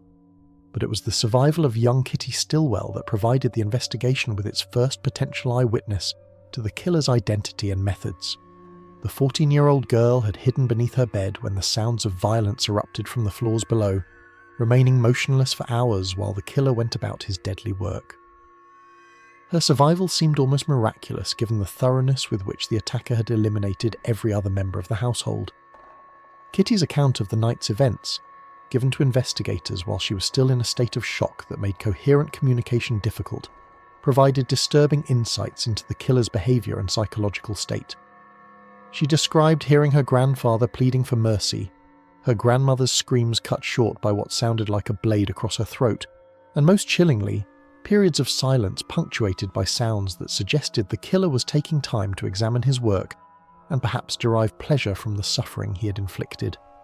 He wasn't in a hurry, Kitty whispered to Magistrate Graham, her young voice barely audible above the sounds of investigation activity that filled the building. I could hear him moving through the rooms below, but slowly, carefully, as if he was looking for something specific or simply enjoying what he had done. There were times when everything was quiet for several minutes, and I thought perhaps he had left, but then I would hear footsteps again, or the sound of furniture being moved. This testimony suggested that the killer possessed not only the physical capability necessary to overpower and murder 3 adults, but also the psychological constitution that allowed him to remain calm and methodical while surrounded by the carnage he'd created. Such behaviour went beyond simple criminal violence into territory that challenged fundamental assumptions about human nature and the boundaries of civilized conduct. Dr. Mansfield's examination of the bodies revealed additional disturbing details about the killer's methods and mental state. The wounds showed the same combination of brutal force and anatomical precision that had characterized the Marr family murders, but with refinements that suggested the killer had learned from his previous experience and developed more efficient techniques for inflicting maximum damage and terror. "We're dealing with someone who approaches murder as a craft to be perfected," Mansfield reported to the investigative team. Each victim was killed in a manner specifically calculated to cause maximum suffering, while ensuring that death would be inevitable. This was not the work of someone acting in blind rage, but rather the calculated behaviour of someone who has given considerable thought to the most effective methods for destroying human life. The implications of this assessment were deeply unsettling for both the investigators and the general public. The notion that London harboured someone who treated murder as an art form to be refined through practice suggested that the killings would continue until the perpetrator was captured or killed. Each successful attack would provide the killer with additional experience and confidence, making future crimes more likely and potentially more devastating. The investigation that followed the King's Arms massacre revealed troubling similarities between the two crime scenes that confirmed they were the work of the same individual or group. The same type of sailor's maul had been used in both attacks, though this weapon was never recovered from the second crime scene. The same surgical precision characterised the throat wounds, and the same methodical thoroughness marked the killer's approach to ensuring that no adult witnesses survived to identify him. But there were also differences that suggested the killer was adapting his methods based on experience gained from the first attack. The King's Arms had been entered through the rear rather than the front, indicating reconnaissance and planning that had identified the most vulnerable point of access. The killer had taken greater care to ensure that his victims were isolated and unable to summon help, suggesting that he had learned from whatever difficulties he might have encountered during the Marshop assault. Most significantly, the survival of Kitty Stillwell provided investigators with their first genuine eyewitness account of the killer's behaviour and methods. While the girl had not actually seen the perpetrator, her detailed descriptions of sounds and timing provided crucial insights into his psychological state and operational procedures that would prove invaluable in developing a more complete profile of the individual they were seeking. The press reaction to the second massacre was immediate and overwhelming, with newspapers competing to provide the most sensational coverage of crimes that seemed to exceed the boundaries of believable human behaviour. The Morning Post declared that London has become a hunting ground for demons, while the Times published detailed floor plans of both crime scenes accompanied by graphic descriptions of the victims' wounds that were clearly designed to titillate rather than inform their readership.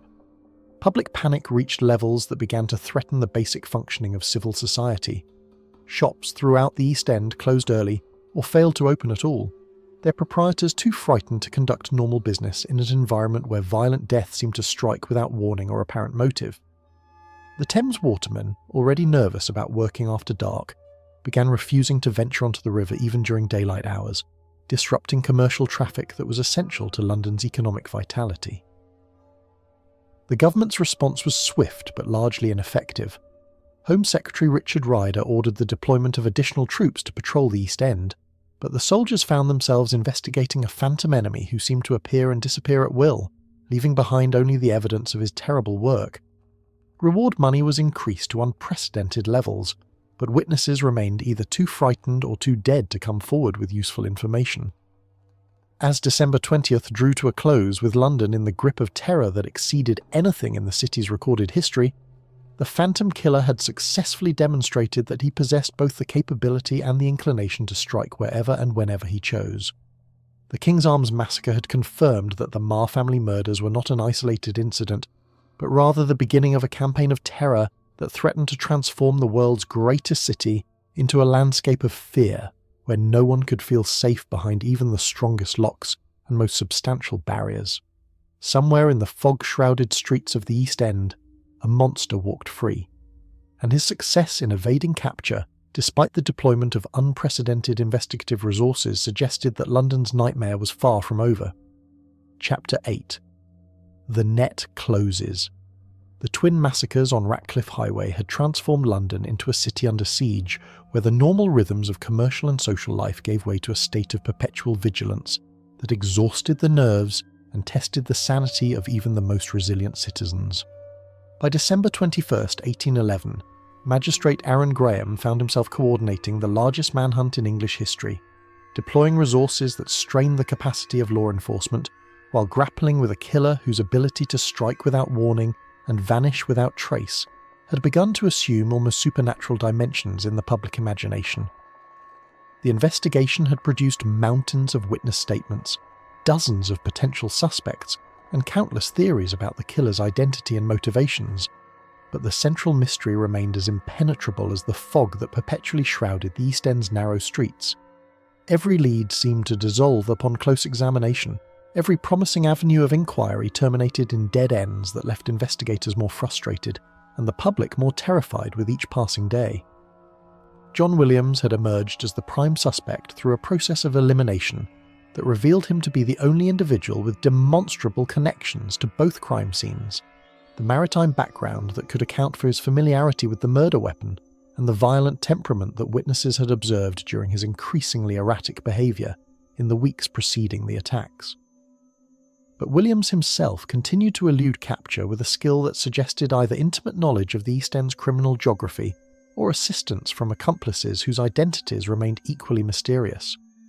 The boarding house operated by Mrs. Brave, Vermillo on New Gravel Lane, had become the focal point of intensive surveillance, as investigators hoped to intercept Williams if he attempted to return to his lodgings or retrieve possessions he had left behind during his flight from justice.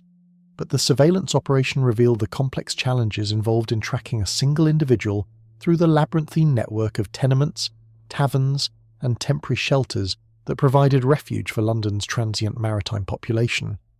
"He knows this area better than we do," admitted Constable William Stark, whose patrol duties had given him years of experience navigating the East End's treacherous social and physical terrain.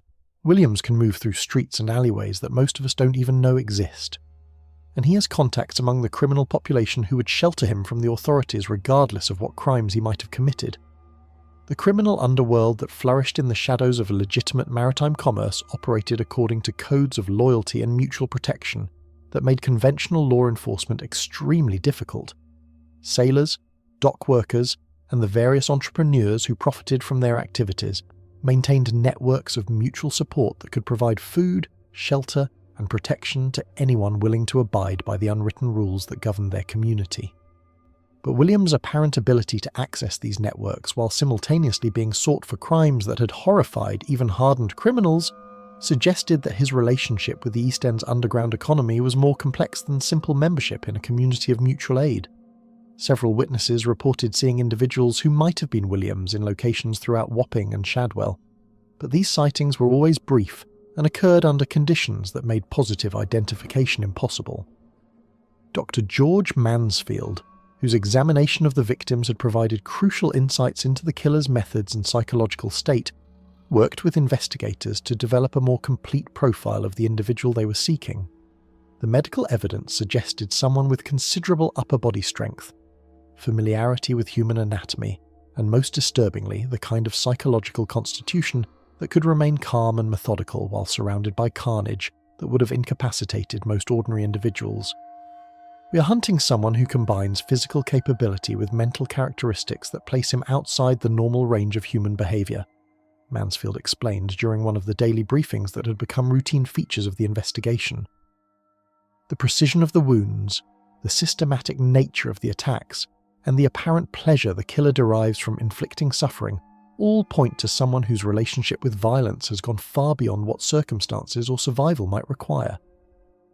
This psychological profile seemed to match what witnesses had observed about Williams's behaviour and temperament, but it also raised disturbing questions about how such an individual could have functioned within normal society long enough to establish the connections and acquire the knowledge that would be necessary to plan and execute such sophisticated attacks. The killer was clearly not a random madman striking at convenient targets, but rather someone capable of reconnaissance, planning, and execution that demonstrated considerable intelligence and organisational ability.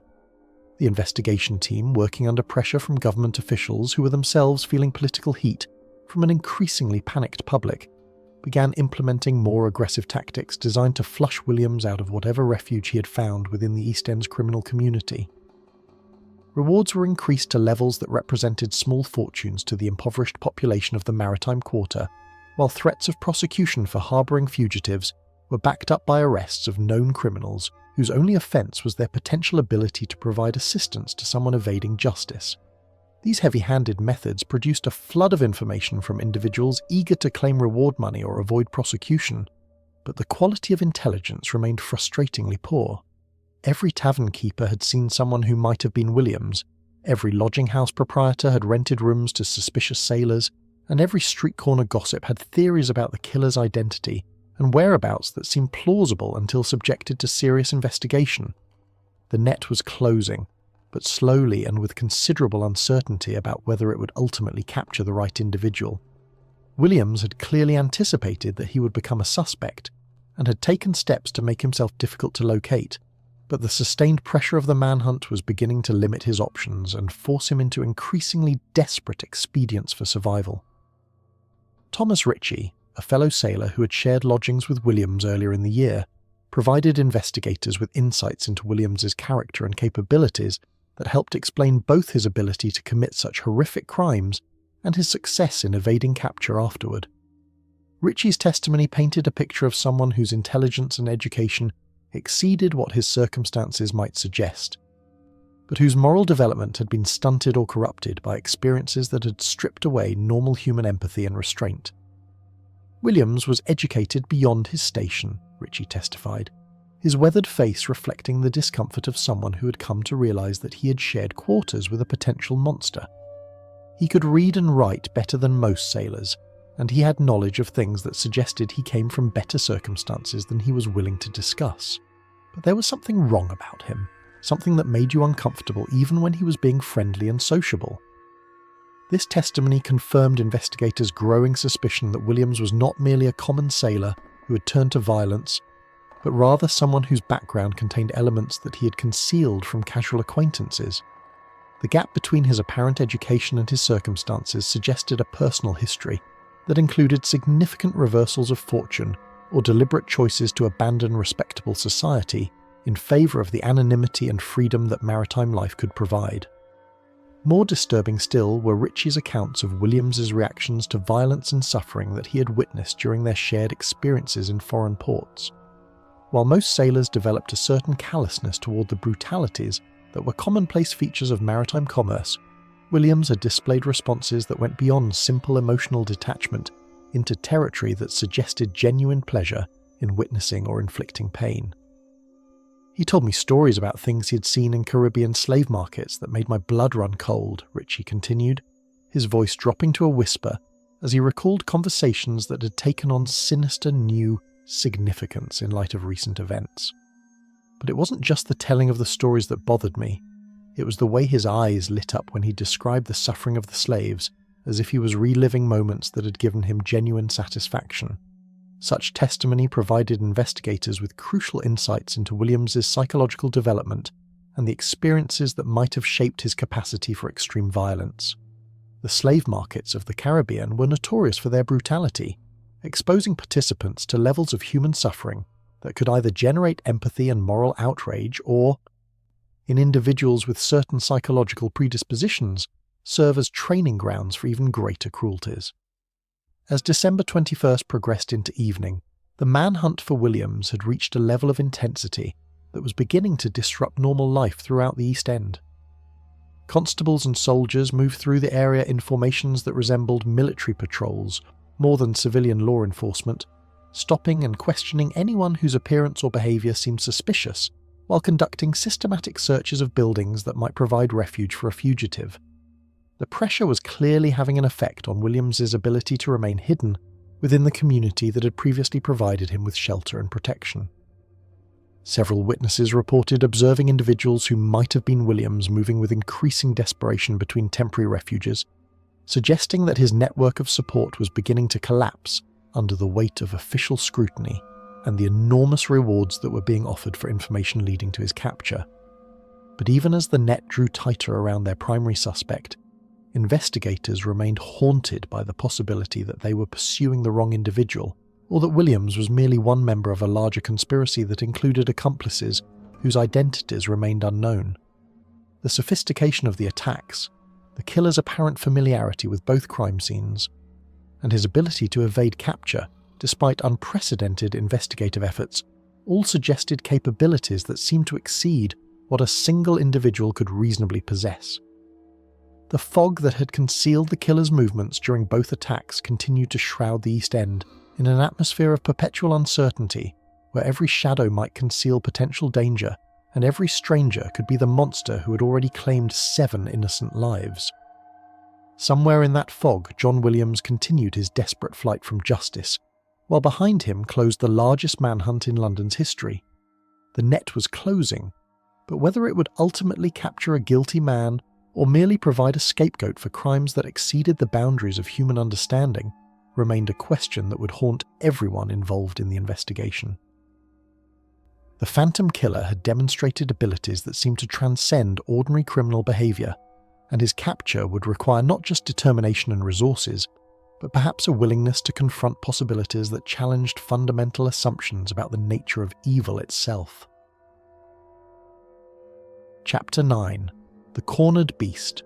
The bitter cold of December 23rd, 1811, settled over London like a shroud, bringing with it the kind of fog that seemed to rise from the Thames itself and transform the familiar streets of the East End into an alien landscape where ordinary landmarks disappeared and every footstep echoed with menacing possibility. For 16 days, the manhunt for John Williams had consumed the energies of hundreds of constables, soldiers, and civilian volunteers. But the elusive suspect continued to evade capture with a skill that had begun to assume almost mythical proportions in the public imagination. But on this morning, the net that had been slowly contracting around Williams finally achieved the breakthrough that investigators had been desperately seeking. A waterman named James Godfrey, whose livelihood depended on intimate knowledge of every wharf, warehouse, and hiding place along the Thames waterfront, approached Constable William Stark with information that would prove to be the turning point in London's most notorious criminal investigation. "I've seen him," Godfrey whispered, his weathered face reflecting the mixture of fear and greed that had motivated his decision to come forward, despite the obvious risks involved in betraying someone who had demonstrated such capacity for violence. "Williams is holed up in a cellar beneath Murphy's Chandlery on Broad Street. He's been there for at least 3 days, coming out only at night to scavenge for food and water." The information carried the ring of authenticity that had been absent from the dozens of false leads and mistaken identifications that had plagued the investigation since its beginning. Godfrey's description of Williams's appearance and behaviour matched details that had not been released to the public, suggesting that he had indeed observed their primary suspect, rather than simply another sailor whose resemblance to the wanted man had triggered mistaken recognition.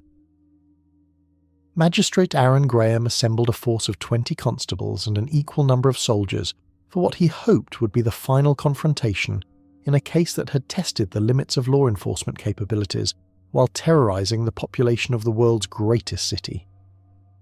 The operation was planned with military precision, involving simultaneous approaches from multiple directions designed to prevent Williams from escaping through the maze of tunnels and passages that connected many of the East End's older buildings. The chandlery operated by Sean Murphy occupied a corner building whose architecture reflected the peculiar requirements of maritime commerce, ground floor space for displaying the ropes, sails, and various equipment required by ship owners, with storage areas extending both upward into multiple floors and downward into cellars that had been excavated to maximize the use of expensive urban real estate. The building's age and the modifications made over decades of commercial use had created a complex internal geography that offered numerous potential hiding places and escape routes. Murphy himself, a grizzled Irishman whose survival in the competitive world of maritime commerce had required the development of acute political instincts, greeted the authorities with the wary cooperation of someone who understood that resistance would only bring additional scrutiny to his business operations. Like most merchants who served the needs of sailors and ship owners, he operated in the grey areas between legal and illegal commerce, providing services and goods that asked few questions about their ultimate use or the circumstances surrounding their acquisition. "I rent space to anyone who can pay the price," Murphy declared when questioned about his knowledge of Williams's presence in his building. "What they do with that space, and what business brings them to need such privacy, is not my concern as long as they don't interfere with my legitimate customers or bring trouble that affects my reputation with the authorities." This carefully neutral stance reflected the survival strategies that had evolved among merchants who served London's maritime population. The transient nature of their clientele, combined with the violent and often illegal activities that characterized much of the sailors' shore leave behavior, had created a commercial culture that valued discretion and asked minimal questions about customers' backgrounds or intentions. The search of Murphy's building began systematically, with teams of constables and soldiers examining each floor while maintaining careful watch on potential escape routes that might allow Williams to slip away during the confusion of the operation. The ground floor revealed nothing more suspicious than the usual collection of maritime equipment and supplies, while the upper floors contained only stored goods and the modest living quarters that Murphy maintained above his shop. But the cellars told a different story. The subterranean spaces had been modified over the years to create a warren of storage areas, some legitimate and others clearly designed to accommodate activities that required concealment from official scrutiny. It was in the deepest of these cellars, accessible only through a narrow passage that would have been easy to miss during a casual search, that the manhunt finally achieved its objective. John Williams crouched in the corner of a space barely large enough to accommodate a grown man, his tall frame twisted into a position that spoke of desperate concealment rather than comfort. The weeks of flight had transformed him from the relatively well-groomed sailor who had once frequented the East End's taverns into something that resembled a feral animal more than a human being. His clothes were filthy and torn, his hair had grown wild and unkempt, and his eyes held the kind of desperate intensity that suggested a mind pushed beyond the normal limits of endurance. But even in these reduced circumstances, Williams retained the physical presence that had made him a formidable figure during his days of freedom. His hands, despite weeks of privation, still showed the strength that witnesses had described, and his posture suggested that he remained capable of violence, even in a situation where resistance would clearly be suicidal. "John Williams," Constable Stark announced, his voice carrying the authority of someone who had finally cornered a quarry that had eluded capture for far too long. "You're under arrest for the murders of Timothy Marr, Celia Marr, Timothy Marr Jr., James Gowan, John Williamson, Elizabeth Williamson, and Bridget Anna Harrington. Surrender yourself peacefully, and you will be treated according to the law." Williams's response was neither immediate surrender nor violent resistance, but rather a long moment of silence during which his eyes moved from face to face among the assembled officers, as if calculating odds and considering options that might still be available to him. When he finally spoke, his voice carried the educated accents that witnesses had noted, but with an edge of desperation that revealed the psychological toll that weeks of flight had exacted. "The law," he repeated, the words seeming to carry bitter amusement. "The law that protects the wealthy while grinding the poor beneath its heel. The law that sends men to die in foreign wars while their families starve in London's gutters. What justice has the law ever provided for those of us who have seen what lies beneath the pretty surface of your civilized society?"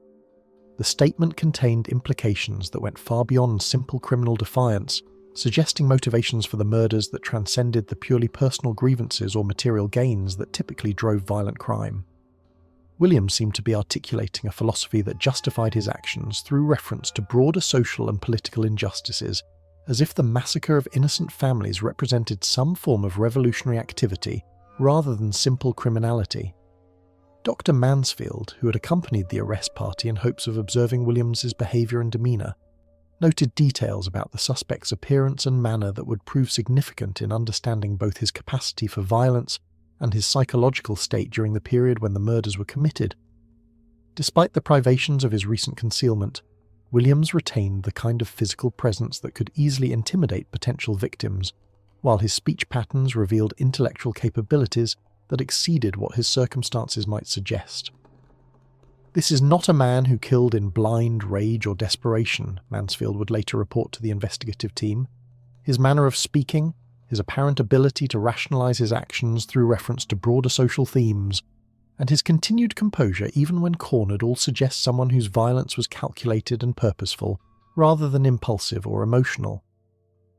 The arrest itself proceeded without the dramatic resistance that many had expected from someone who had demonstrated such capacity for extreme violence. Williams allowed himself to be bound and removed from his hiding place, with the resigned compliance of someone who understood that his options had finally been exhausted. But his eyes continued to hold the kind of intelligence and calculation that suggested his mind remained active even in defeat, possibly planning for whatever opportunities might present themselves during the legal proceedings that would determine his ultimate fate. The crowd that had gathered outside Murphy's chandlery to witness the arrest reflected the complex emotions that Williams's capture had generated throughout the East End. relief at finally apprehending the suspect responsible for terrorizing their community mingled with disappointment that the dramatic confrontation had ended so quietly, while underneath both reactions lay currents of doubt about whether Williams's arrest would truly bring an end to the nightmare that had gripped London for over 2 weeks. As the prisoner was transported through the fog-shrouded streets toward Coldbath Fields Prison, where he would await trial for crimes that had shocked the conscience of the civilized world, many observers noted that Williams continued to survey his surroundings with the attention of someone who had not entirely abandoned hope of escape. The beast had been cornered and captured, but questions remained about whether the cage that now held him would prove strong enough to contain someone who had already demonstrated such remarkable ability to evade the forces of justice. The manhunt was over, but the mystery of John Williams and the motivations that had driven him to commit such unprecedented acts of violence was only beginning to unfold. His capture marked not the end of London's nightmare, but rather the beginning of a new phase in which the city would be forced to confront uncomfortable truths about the nature of evil and the adequacy of their institutions for dealing with individuals who operated beyond the boundaries of normal human behaviour. Chapter 10. The Ghouls' Parade. The early morning hours of December 27, 1811, brought with them a discovery that would transform the Ratcliffe Highway investigation from a criminal case into something approaching a medieval morality play. John Williams, the man who had terrorised London for nearly 3 weeks, and whose capture had promised to bring closure to the city's worst nightmare, was found hanging in his cell at Coldbath Fields Prison, his body suspended from a makeshift noose constructed from torn bedsheets that he had somehow managed to secure to an iron fixture in the ceiling. The suicide note he left behind was brief but chilling in its implications. "The innocent blood I have spilled cries out for justice, but earthly justice is a pale shadow of the judgment that awaits. I go now to face the reckoning that no human court could provide, carrying with me secrets that the living are not meant to know." Prison warden Thomas Newman discovered the body during his routine morning inspection, though he would later admit that Williams's death had not come as a complete surprise. The prisoner had exhibited increasingly erratic behaviour during his brief incarceration, alternating between periods of defiant silence and episodes of what could only be described as prophetic rambling about cosmic forces and ancient debts that demanded payment in innocent blood. "He spoke of things that no Christian man should know," Newman reported to Magistrate Graham, his weathered face pale with the memory of conversations that had challenged his fundamental beliefs about the nature of reality and human purpose. Williams claimed to have been chosen as an instrument of powers that existed long before Christ walked the earth, and he seemed to take genuine pleasure in describing the sensations he had experienced while taking the lives of his victims. The suicide had occurred despite precautions that should have made such an outcome impossible. Williams's cell had been searched regularly for potential weapons or materials that could be used for self-harm, and guards had been instructed to maintain constant surveillance of a prisoner whose importance to the case made his survival essential for the upcoming trial that promised to provide answers to questions that had haunted London for weeks. But Williams had demonstrated the same resourcefulness in orchestrating his death that he had shown in evading capture and committing his crimes. The bedsheets had been torn into strips so narrow that their absence from his bedding was not immediately apparent, while the ligature itself had been constructed with a sophistication that suggested considerable knowledge of anatomy and the mechanics of strangulation. Dr. Mansfield's examination of the body revealed details that raised disturbing questions about the circumstances surrounding Williams's death.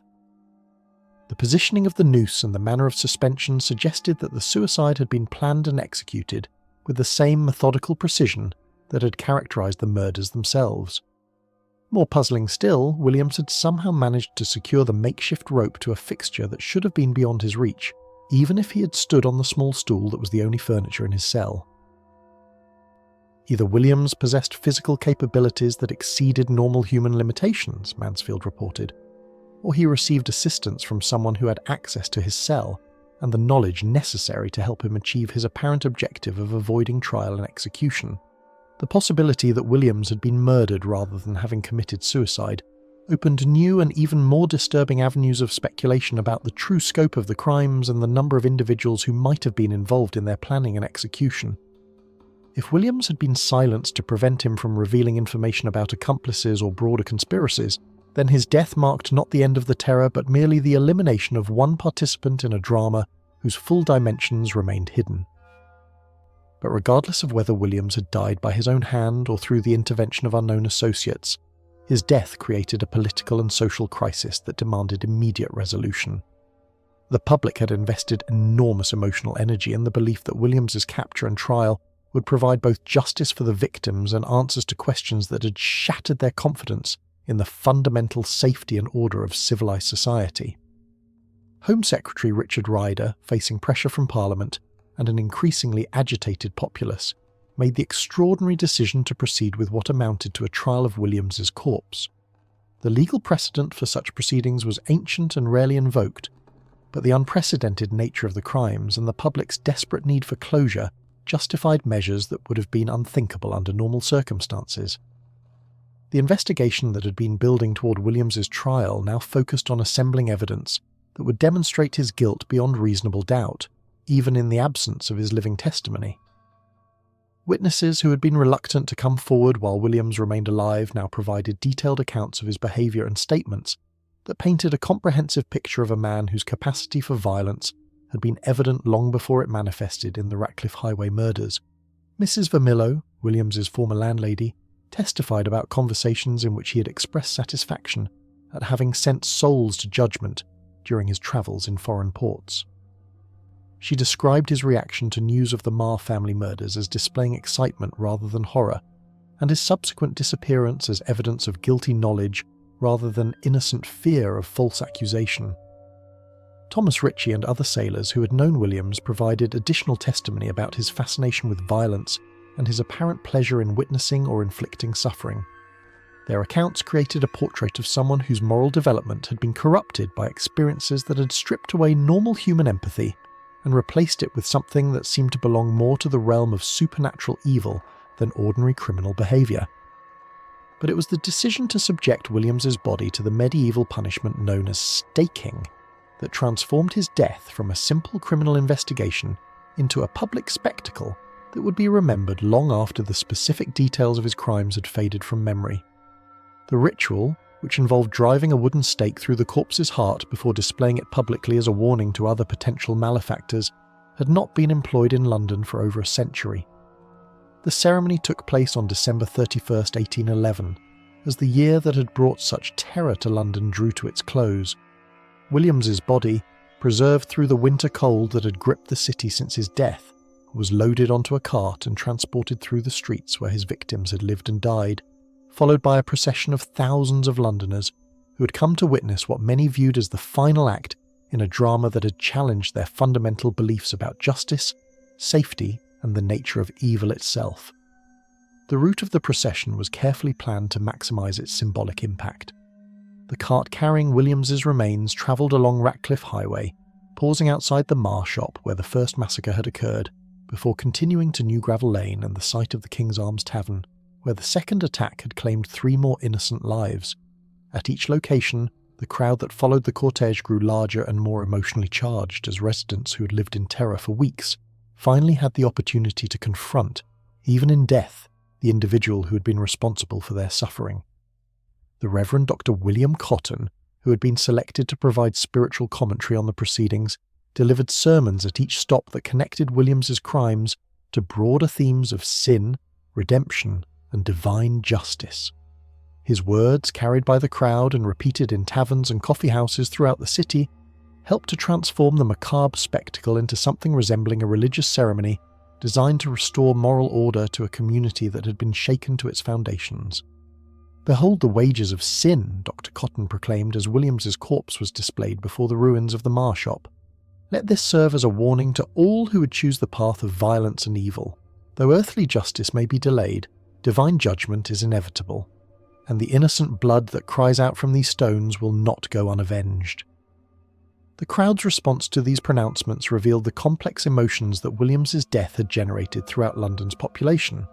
Relief at the apparent resolution of the crisis mingled with lingering fear that the true scope of the evil that had been unleashed might extend beyond a single individual. Satisfaction at witnessing the ritual humiliation of their tormentor was tempered by doubts about whether his death would truly bring an end to the supernatural forces that many believed had been responsible for crimes that exceeded the boundaries of normal human behaviour. The final destination of the ghoulish parade was a crossroads near the London docks. where a grave had been prepared according to the ancient traditions that governed the burial of suicides and malefactors. The wooden stake, fashioned from oak and sharpened to a point that could penetrate both flesh and bone, was driven through Williams's heart with ceremonial force that symbolised society's ultimate rejection of everything he had represented. As Williams's body was lowered into the unmarked grave that would serve as his final resting place, many observers noted that the fog, which had been a constant presence throughout the period of the murders, began to lift for the first time in weeks.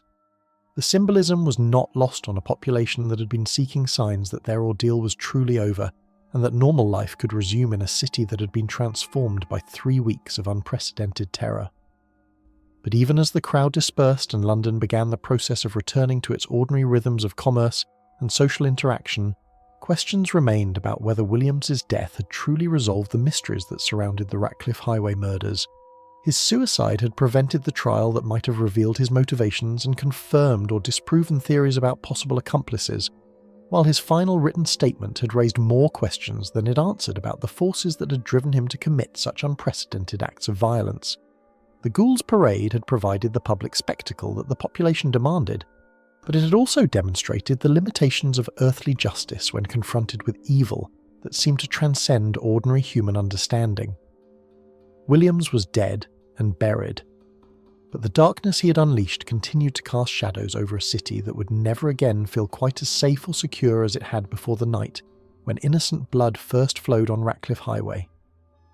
The medieval ritual that had marked his final journey served as both ending and beginning, the conclusion of one chapter in London's history and the opening of another in which the memory of unspeakable crimes would continue to haunt the collective consciousness of a civilization that had been forced to confront uncomfortable truths about the evil that could lurk beneath the surface of even the most advanced and enlightened society.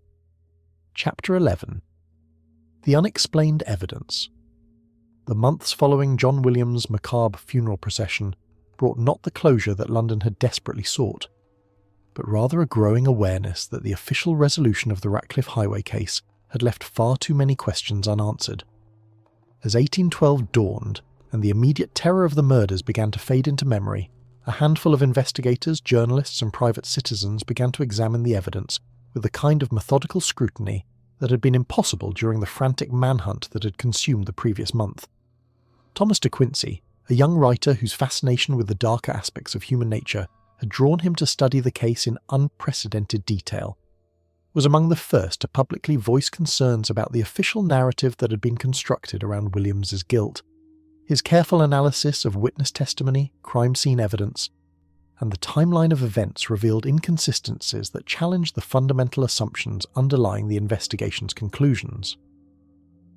The case against John Williams, while superficially compelling, contains gaps and contradictions that would have been apparent to any competent defense attorney, De Quincey wrote, in an essay that would eventually become one of the most influential pieces of crime literature in the English language.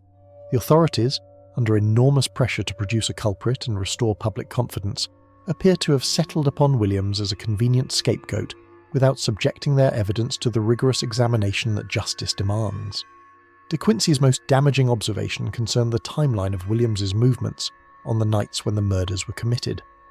Multiple witnesses had placed Williams in various taverns and lodging houses during the crucial hours when the attacks occurred, but these testimonies had been dismissed or ignored by investigators who had already concluded that Williams was their primary suspect.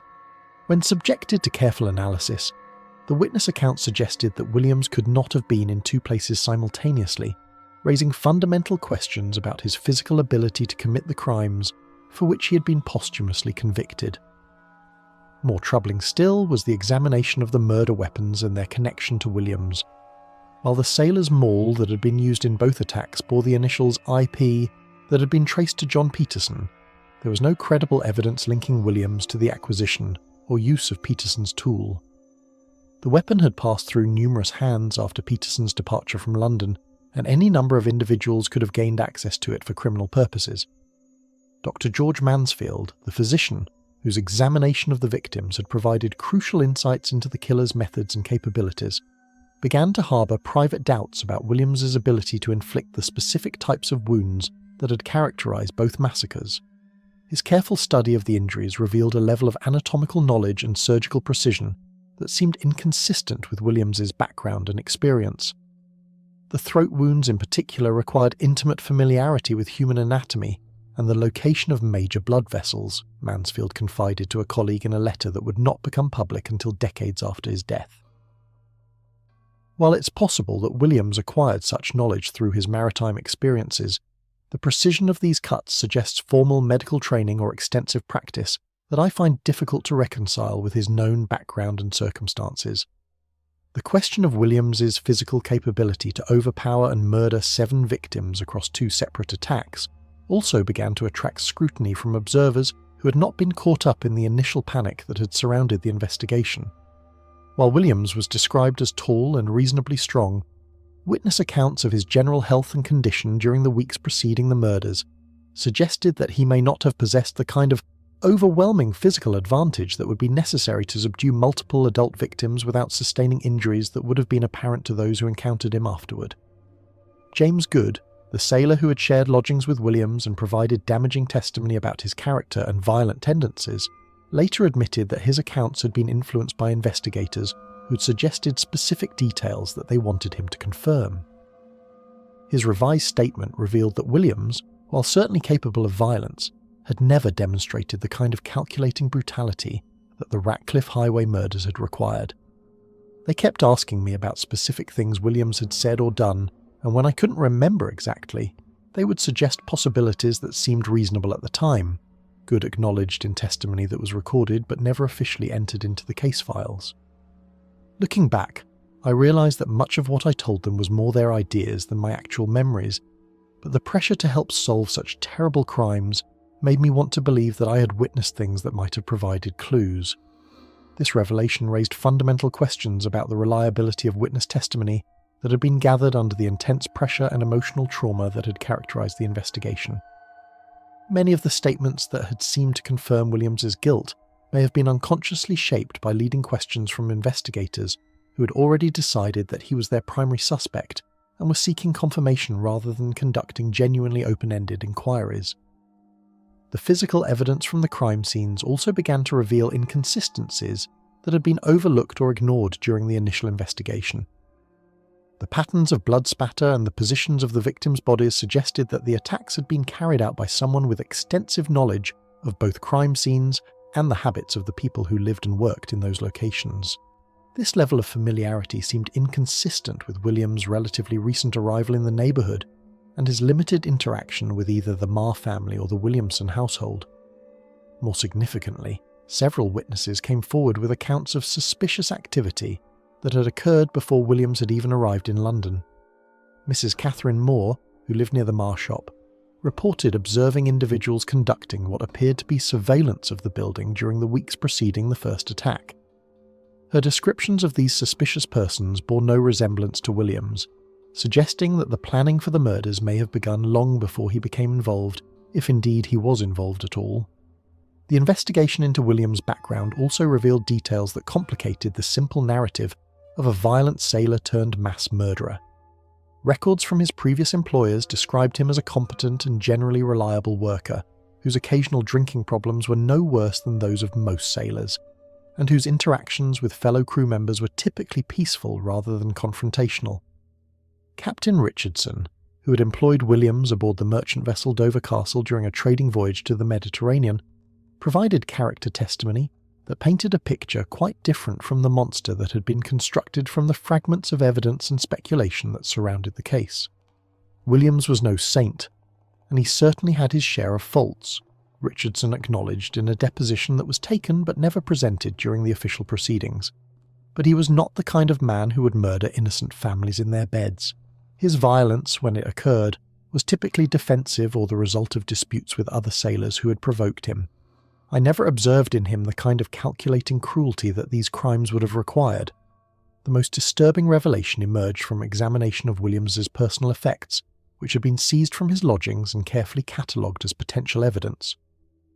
Among his possessions were found letters and documents that suggested connections to political and religious movements that operated on the fringes of respectable society, including organisations that advocated for the violent overthrow of existing social and governmental structures.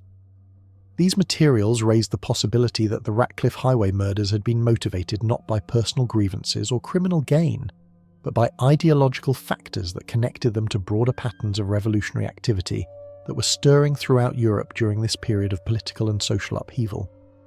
If Williams had been involved in such movements, his crimes might have represented not random violence, but calculated acts of terror designed to destabilize social order and demonstrate the vulnerability of innocent citizens to attack by determined enemies of the established order. But even this explanation failed to account for all the evidence and inconsistencies that continued to plague the case. The letters and documents could have been planted among Williams' possessions by the real perpetrators seeking to direct suspicion away from themselves, or they might have represented intellectual curiosity rather than active participation in revolutionary activities. As 1812 progressed, and the initial trauma of the murders began to fade into historical memory, the unexplained evidence continued to accumulate like sediment in a river, gradually building into a substantial body of material that challenged every aspect of the official resolution of the case. Williams's guilt, which had seemed so obvious to investigators operating under intense pressure and public scrutiny, began to appear far less certain to observers who had the luxury of examining the evidence without the emotional urgency that had driven the original investigation. The growing awareness that London's most notorious criminal case might have resulted in the persecution of an innocent man while allowing the real killers to escape justice created a new kind of anxiety that was in some ways more disturbing than the original terror of the murders themselves. If the institutions of law and order could so spectacularly fail in their most fundamental responsibility to identify and punish the guilty while protecting the innocent, then what confidence could citizens place in the basic structures that were supposed to govern their society? The unexplained evidence had opened a door to doubts and uncertainties that would continue to haunt the Ratcliffe Highway case for generations to come, transforming it from a simple story of crime and punishment into a complex meditation on the nature of justice, truth, and the limitations of human institutions when confronted with evil that exceeded their capacity for understanding or resolution. Chapter 12. The Ripple of Terror. The Ratcliffe Highway murders had achieved something that no foreign invasion or domestic uprising had ever accomplished. They had fundamentally altered the psychological landscape of English society, creating ripples of fear and uncertainty that spread far beyond the confines of London's East End to influence the behaviour and attitudes of an entire generation.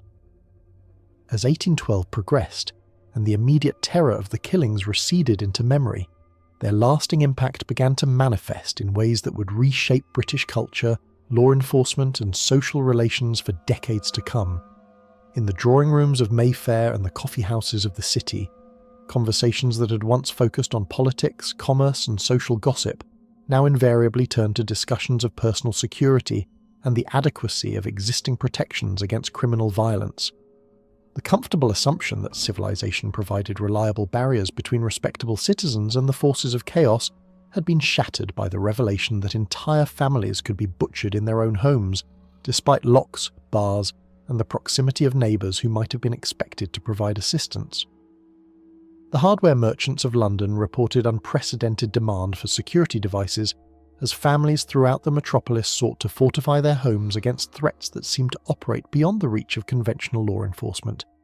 Iron bars for windows, additional locks for doors, and various alarm mechanisms that promised to alert households to unwelcome intrusions became standard features of domestic architecture as the middle and upper classes attempted to create physical barriers against the kind of random violence that had claimed the Marr and Williamson families.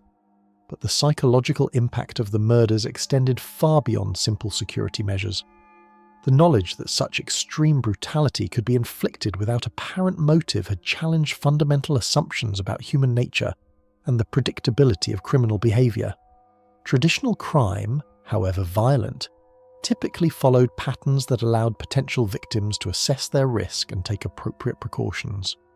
Robbery, assault, and even murder usually occurred in contexts where the motives were comprehensible and the circumstances somewhat predictable. The Ratcliffe Highway killings belonged to a different category entirely, violence that seemed to serve no rational purpose and followed no recognisable pattern beyond the killer's apparent desire to inflict maximum terror and suffering. This realization forced English society to confront the possibility that their civilization, for all its achievements and pretensions to moral progress, remained vulnerable to forms of evil that existed outside the boundaries of rational understanding or effective prevention. Charles Dickens, then an infant living with his family in Portsmouth, would grow up in a world where the memory of the murders had become part of the cultural atmosphere that shaped childhood fears and adult anxieties. The case would eventually influence his literary work, particularly his exploration of the darker aspects of urban life and the thin veneer of respectability that often concealed profound moral corruption and social decay. The Ratcliffe Highway Murders taught us that monsters could walk among us wearing human faces, Dickens would later write, reflecting on the impact that the case had exercised on his generation's understanding of crime and punishment. They destroyed the comfortable fiction that evil announces itself through obvious signs and symptoms, forcing us to acknowledge that our neighbours, our servants, even our friends might harbour capacities for violence that no amount of social interaction could reliably predict or prevent. The influence of the murders on English criminal justice was equally profound and long-lasting. The investigation had revealed serious deficiencies in law enforcement capabilities, particularly in dealing with crimes that transcended the familiar patterns of theft, assault, and domestic violence that had traditionally occupied the attention of magistrates and constables.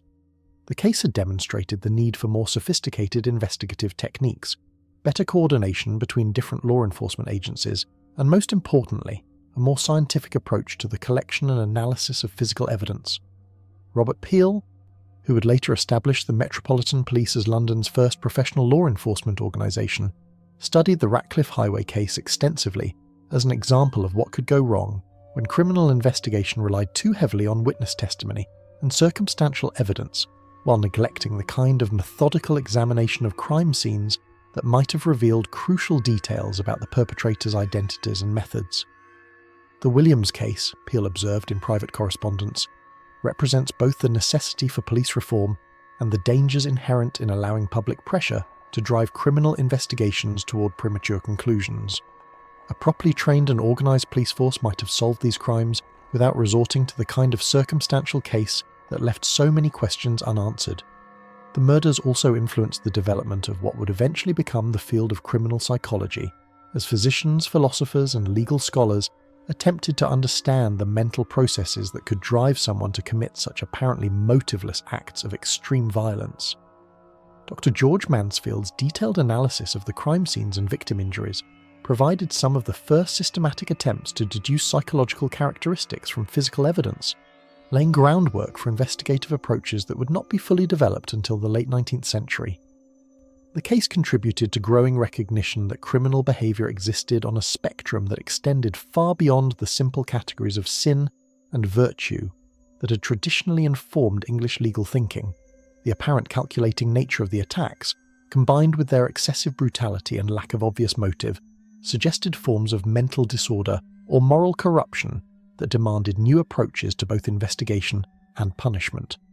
Religious leaders throughout England incorporated the murders into sermons and theological discussions that attempted to reconcile the existence of such extreme evil with Christian doctrines of human nature and divine providence. The Reverend Dr. William Cotton, who had provided spiritual commentary during Williams's funeral procession, continued to preach about the case for years afterward, using it as an example of the fallen nature of humanity and the constant struggle between good and evil that characterized mortal existence. The Ratcliffe Highway Murders serve as a reminder that we live in a world where Satan walks among us seeking whom he may devour, Dr. Cotton declared in a sermon that was widely reprinted and distributed throughout the country. They teach us that no amount of worldly security can protect us from spiritual dangers, and that our only true safety lies in constant vigilance against the forces of darkness that would claim our souls as they claim the lives of those innocent victims. Such religious interpretations of the murders found ready acceptance among populations that had been shaken by the apparent randomness and senselessness of the violence. The notion that the killings represented supernatural rather than purely human evil provided a framework for understanding events that seemed to exceed the boundaries of normal criminal behaviour, while offering hope that divine justice would ultimately prevail where earthly institutions had failed. The economic impact of the terror extended throughout London's commercial districts, as businesses adapted to a new reality where public safety could no longer be taken for granted. Shop owners modified their operations to minimise vulnerability to attack, while residents altered their daily routines to avoid unnecessary exposure to potential danger. The East End, already stigmatised as a rough and dangerous area, found its reputation permanently damaged by association with crimes that had captured the attention of the entire nation. Maritime commerce, the economic foundation of London's prosperity, suffered as sailors and dock workers became reluctant to venture into areas where such violence had occurred. Ship owners complained that crew members were demanding higher wages to compensate for increased personal risk, while merchants reported difficulty in finding workers willing to handle cargo in locations associated with the murders. The psychological trauma experienced by individuals who had lived through the period of terror manifested in various forms of nervous disorder and anxiety that physicians were only beginning to understand and treat.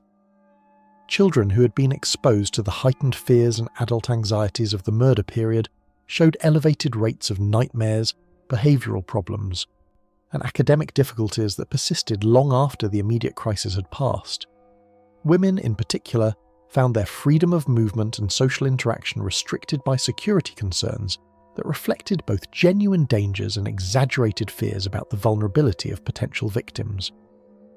The murders had demonstrated that domestic spaces traditionally considered safe could be transformed into scenes of horrific violence, undermining confidence in the basic structures of family and home that had provided psychological security for countless generations. The case also influenced the development of popular literature and entertainment, as publishers discovered a hungry market for crime stories that explored the darker aspects of human nature and urban life. The success of accounts describing the Ratcliffe Highway murders encouraged the production of similar works that fed public fascination with violence, while simultaneously reinforcing fears about the dangers lurking beneath the surface of civilized society. As the second anniversary of the murders approached in December 1813, London had become a fundamentally different city from the one that had existed before Timothy Marr's family was discovered slaughtered in their modest shop. The ripples of terror that had spread outward from those initial acts of violence had reshaped social relationships, influenced institutional development, and altered individual behaviour in ways that would continue to affect English society for generations to come.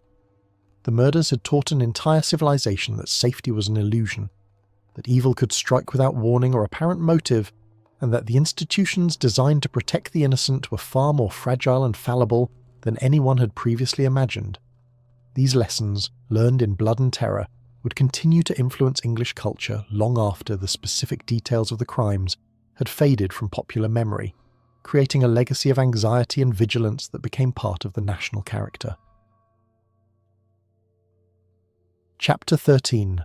The Unanswered Questions, by 1820, nearly a decade after John Williams had been driven through London streets with a stake through his heart, a new generation of investigators, scholars, and journalists had begun to subject the Ratcliffe Highway case to the kind of methodical scrutiny that the original investigation's frantic urgency had made impossible. What they discovered would challenge every assumption about the murders and raise questions that continue to haunt criminologists and historians to this day. Aaron Graham, the magistrate who had led the original investigation, found his reputation increasingly under attack as critics began to examine the evidence with the detachment that only time and distance could provide. The case that had once been hailed as a triumph of determined law enforcement was being recast as a cautionary tale about the dangers of allowing public pressure and political expediency to drive criminal investigations toward convenient conclusions rather than objective truth. The most damaging criticism came from an unexpected source: foreign observers who had studied the case as an example of English criminal justice and found it wanting in virtually every respect.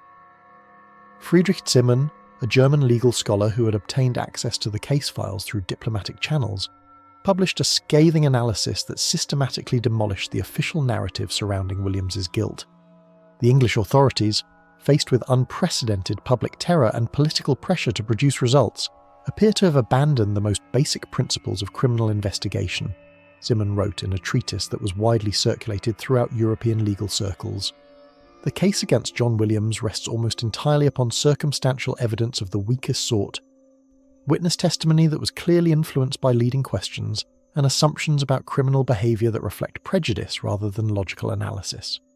Zimmern's most devastating observation concerned the physical impossibility of Williams having committed both murders, given the established timeline of his movements and the geographical distances involved. The German scholar had conducted a careful reconstruction of the relevant locations and discovered that the time required to travel between the crime scenes, commit the murders, and dispose of evidence would have exceeded the period during which Williams was unaccounted for by reliable witnesses. Either John Williams possessed superhuman abilities that allowed him to compress time and space, Zimmern concluded with characteristic Germanic precision, or the English authorities convicted and executed an innocent man while the real perpetrators escaped justice entirely. This accusation struck at the heart of English pride in their legal system and provoked defensive responses from officials who had been involved in the original investigation. But their attempts to refute Zimmern's analysis only served to highlight additional weaknesses in the case that they had constructed against Williams. Dr. James Mitchell, a Scottish physician who had made detailed studies of the crime scene evidence, raised equally troubling questions about the medical aspects of the case. His examination of Dr. Mansfield's original reports revealed inconsistencies and omissions that suggested either gross incompetence or deliberate concealment of evidence that did not support the official conclusions. The wound patterns described in the official reports are inconsistent with attacks carried out by a single individual using the weapons that were allegedly employed. Mitchell wrote in a medical journal that reached physicians throughout the British Isles. The victims show evidence of injuries inflicted by multiple perpetrators using different tools and techniques, suggesting that we're dealing with a coordinated assault rather than the work of a single deranged killer. Mitchell's analysis was particularly damaging because it was based on objective medical evidence rather than witness testimony or circumstantial connections that might be subject to interpretation or manipulation. His conclusion that the murders had been committed by several individuals working in coordination fundamentally challenged the entire narrative that had been constructed around Williams as a lone killer, driven by personal demons or individual pathology. The question of motive, which had never been satisfactorily resolved during the original investigation, took on new significance as scholars began to examine the murders in the broader context of political and social upheaval that had characterized the early 19th century. The period immediately following the Napoleonic Wars had been marked by economic disruption, social unrest, and the activities of various revolutionary groups that sought to undermine established authority through acts of terror and intimidation. William Hazlitt, the essayist and political commentator, suggested that the Ratcliffe Highway Murders might have been examples of what would later be called terrorism, violence calculated to create maximum public fear and demonstrate the vulnerability of ordinary citizens to attack by organised enemies of the social order. This interpretation would explain the apparently motiveless nature of the crimes and their execution with a level of planning and coordination that exceeded what might be expected from a single disturbed individual. The selection of victims, the methods employed, and the timing of the attacks all suggest careful planning designed to achieve maximum psychological impact, Hazlitt argued in an essay that influenced political thinking throughout Europe. These were not random acts of individual madness, but calculated assaults on the foundations of civil society, intended to demonstrate that no citizen, however innocent or well protected, was safe from the forces seeking to destroy the established order. This political interpretation of the murders gained credibility as investigators began to uncover evidence of revolutionary activity in London during the period when the crimes were committed.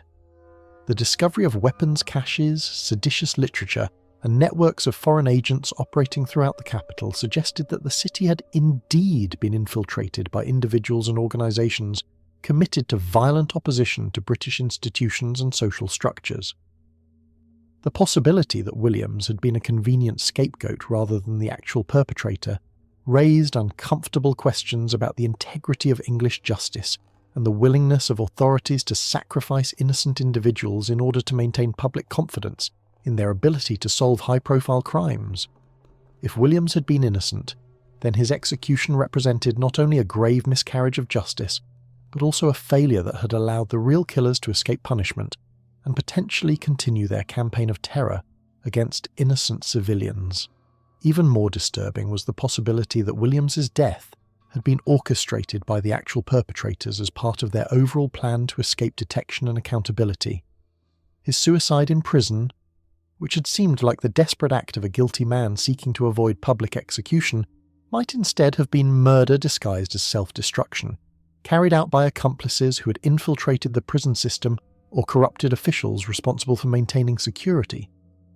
The investigation into Williams's background also revealed connections to maritime networks that extended throughout the Atlantic world and included individuals with access to information about potential targets, methods of entry, and escape routes that would have been essential for planning and executing such sophisticated attacks. These networks operated largely outside the oversight of national governments and provided cover for various forms of criminal and political activity that challenged the authority of established legal systems. Captain William Richardson's testimony about William's character and capabilities took on new significance when viewed in the context of broader questions about the case. Richardson's description of Williams as a competent but unremarkable sailor, whose violent tendencies were no worse than those of most seamen, suggested that he lacked both the extraordinary physical abilities and the psychological characteristics that would have been necessary to commit the Ratcliffe Highway murders. The weapons evidence, which had seemed so compelling during the original investigation, also began to unravel under careful scrutiny. The sailor's maul that had been identified as the murder weapon could have been obtained by any number of individuals who had access to maritime equipment, and its connection to Williams remained entirely circumstantial. More significantly, the failure to recover the weapon from the second crime scene suggested that the killers had learned from their experience and taken steps to avoid leaving evidence that might identify them. The witness testimony that had formed the backbone of the case against Williams proved equally unreliable when subjected to systematic analysis. Many of the statements had been obtained under circumstances that made contamination by leading questions virtually inevitable, while the emotional trauma experienced by witnesses made accurate recollection of events extremely difficult. The tendency of traumatized individuals to fill gaps in memory with details suggested by authoritative questioners was well understood by scholars who studied the psychology of witness testimony, though this knowledge had not been available to the original investigators. As the 1820s progressed, and critical examination of the case continued to reveal new inconsistencies and unanswered questions, the Ratcliffe Highway murders began to be viewed not as a solved case, but as one of the great unsolved mysteries of criminal history. The official resolution that had once seemed so definitive appeared increasingly hollow when confronted with evidence that had been ignored, suppressed, or misinterpreted during the original investigation. The growing recognition that justice might not have been served in the case created a new form of anxiety that was in some ways more troubling than the original terror of the murders themselves. If the institutions responsible for protecting society from criminal violence could so spectacularly fail in their most fundamental duties, then what confidence could citizens place in the basic structures that were supposed to govern their lives and ensure their safety? The unanswered questions that continued to multiply around the Ratcliffe Highway case served as a reminder that truth was often more complex and elusive than the simple narratives that authorities constructed to satisfy public demands for closure and certainty. The murders had revealed not only the existence of evil that could strike without warning or apparent motive, but also the limitations of human institutions when confronted with mysteries that exceeded their capacity for understanding or resolution. Chapter 14: The Legacy of Blood.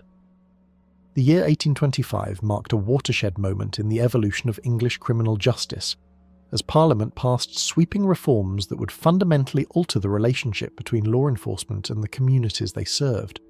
At the heart of these changes lay lessons learned from the Ratcliffe Highway murders, a case that had exposed critical weaknesses in existing systems, while demonstrating the catastrophic consequences that could result when criminal investigations were driven by political pressure rather than methodical pursuit of truth.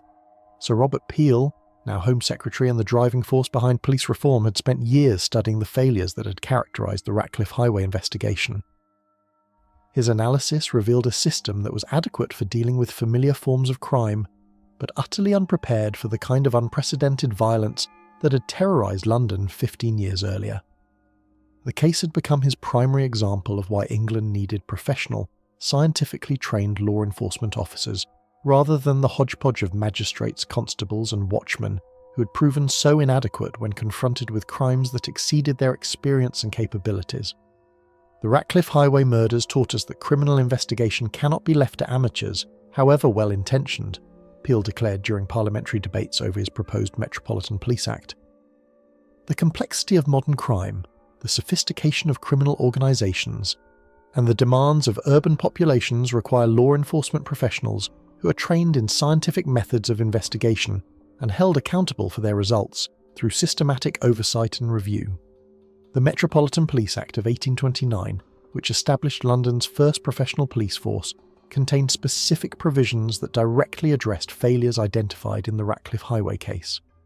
Officers were required to receive formal training in crime scene investigation, witness interviewing, and evidence collection. Standardised procedures were established for coordinating investigations that crossed jurisdictional boundaries. Most importantly, mechanisms were created for reviewing controversial cases and identifying errors in judgment that might have led to wrongful convictions. But the influence of the murders extended far beyond the realm of criminal justice reform. The case had fundamentally altered public consciousness about the nature of urban life and the relationship between individual security and social order. The comfortable assumptions that had characterised pre-industrial English society, that evil announced itself through obvious signs, that community vigilance could protect the innocent, and that traditional authorities possessed adequate resources for maintaining safety, had been shattered by the revelation that monsters could walk among ordinary citizens without detection while planning acts of unprecedented violence. Charles Dickens, whose childhood had been shaped by the atmosphere of fear and uncertainty that followed the murders, began incorporating themes and characters inspired by the case into his literary work. His novels explored the psychological impact of urban violence on individuals and communities, while revealing the social conditions that could transform ordinary people into predators or victims. The fog-shrouded streets of his fictional London bore unmistakable resemblances to the East End neighbourhoods where the murders had occurred, while his villains often possessed the kind of calculating intelligence and superficial respectability that had made the Ratcliffe Highway killer so difficult to identify and apprehend. The murders showed us that evil could wear a human face and walk among us undetected, Dickens wrote in a letter to a friend. They destroyed the myth of innocence that had protected us from acknowledging the darkness that lurks in every human heart, and demonstrated that civilization is a far more fragile construction than we had dared to imagine. The case also influenced the development of what would eventually become the science of criminology, as scholars and practitioners began to study criminal behaviour with the same systematic methodology that was being applied to natural phenomena. Dr. James Cowles Pritchard, whose work on mental disorders included extensive analysis of the psychological factors that might drive someone to commit apparently motiveless acts of extreme violence, used the Ratcliffe Highway Murders as a case study in what he termed moral insanity, a condition that left intellectual faculties intact while destroying the emotional and ethical constraints that normally prevented antisocial behaviour. The perpetrator of these crimes, whether Williams or another, demonstrated the kind of calculating intelligence that could plan and execute complex criminal schemes while simultaneously displaying complete absence of normal human empathy or moral restraint, Pritchard wrote in his influential treatise on mental pathology. This combination of capabilities suggests forms of psychological disorder that challenge our fundamental assumptions about the relationship between reason and morality in human behaviour. Pritchard's work laid groundwork for later developments in criminal psychology and psychiatric evaluation of defendants, though these advances would not become standard features of legal proceedings until well into the 20th century. His recognition that criminal behaviour could result from mental disorders rather than simple moral failure represented a significant advance in understanding that would eventually influence both investigative techniques and approaches to punishment and rehabilitation. The murders also had lasting impact on urban planning and architecture as city officials and private developers began to incorporate security considerations into designs for residential and commercial buildings. The realization that traditional barriers like locks and shuttered windows provided inadequate protection against determined attackers led to innovations in defensive architecture that would become standard features of urban development throughout the industrial age. Building codes were modified to require stronger doors and window frames, while new construction incorporated design elements that made unauthorized entry more difficult and provided residents with better opportunities to summon help or escape from potential attacks. The narrow alleyways and hidden passages that had provided the Ratcliffe Highway killer with concealment and escape routes were gradually eliminated through urban renewal projects that prioritised visibility and accessibility for law enforcement officers. The economic legacy of the murders was equally profound, as businesses throughout London adapted their operations to account for heightened security concerns that affected everything from inventory management to employee scheduling. The insurance industry, recognising new categories of risk that had been revealed by the attacks, developed policies that covered losses resulting from violent crime, while simultaneously encouraging policyholders to implement security measures that would reduce their vulnerability to criminal attack. Maritime commerce, the economic foundation of London's prosperity, underwent significant changes as ship owners and cargo handlers implemented new procedures designed to prevent the kind of infiltration by criminal elements that may have facilitated the murders. Background investigations became standard practice for hiring dock workers and sailors, while security protocols were established for monitoring individuals who had access to vessels and cargo that might be used for criminal purposes. The psychological trauma experienced by survivors and witnesses of the murder period had long-term consequences that influenced medical understanding of what would later be recognised as post-traumatic stress disorder. Physicians treating patients who continued to experience nightmares, anxiety attacks, and other symptoms years after the immediate crisis had passed began to recognise that exposure to extreme violence could produce lasting mental health effects that required ongoing medical attention. Young Kitty Stilwell, the sole survivor of the King's Arms massacre, became an inadvertent case study in the long-term effects of traumatic exposure as physicians monitored her psychological development throughout her adolescence and early adulthood. Her experiences provided crucial insights into the ways that childhood trauma could influence personality development, social relationships, and the ability to function normally in situations that others might consider routine or non-threatening. The religious impact of the murders continued to reverberate through English spiritual life, as theologians struggled to reconcile the existence of such extreme evil with doctrines of divine providence and human redemption. The apparent meaninglessness of the violence challenged traditional explanations for suffering that relied on concepts of divine justice or moral instruction, forcing religious leaders to develop more sophisticated approaches to questions about the nature of evil and the relationship between human agency and spiritual forces. The Reverend Dr. William Cotton, whose sermons during the Williams funeral procession had provided spiritual framework for understanding the crimes, continued to preach about the case throughout his career, using it to explore themes of temptation, corruption, and the constant struggle between good and evil that characterized human existence. His theological writings influenced generations of clergy who found themselves called upon to provide comfort and explanation when their communities were confronted with violence that seemed to exceed the boundaries of rational understanding. Educational institutions throughout England began incorporating the Ratcliffe Highway case into curricula designed to prepare future lawyers, physicians, and government officials for the challenges they would face when dealing with unprecedented criminal activity. Law schools used the case to illustrate the importance of thorough investigation and careful evaluation of evidence, while medical schools employed it to teach students about the psychological and physical effects of extreme violence on both perpetrators and victims. By 1830, nearly 20 years after the murders had terrorised London, their legacy had become woven into the fabric of English society in ways that influenced everything from individual behaviour to institutional development.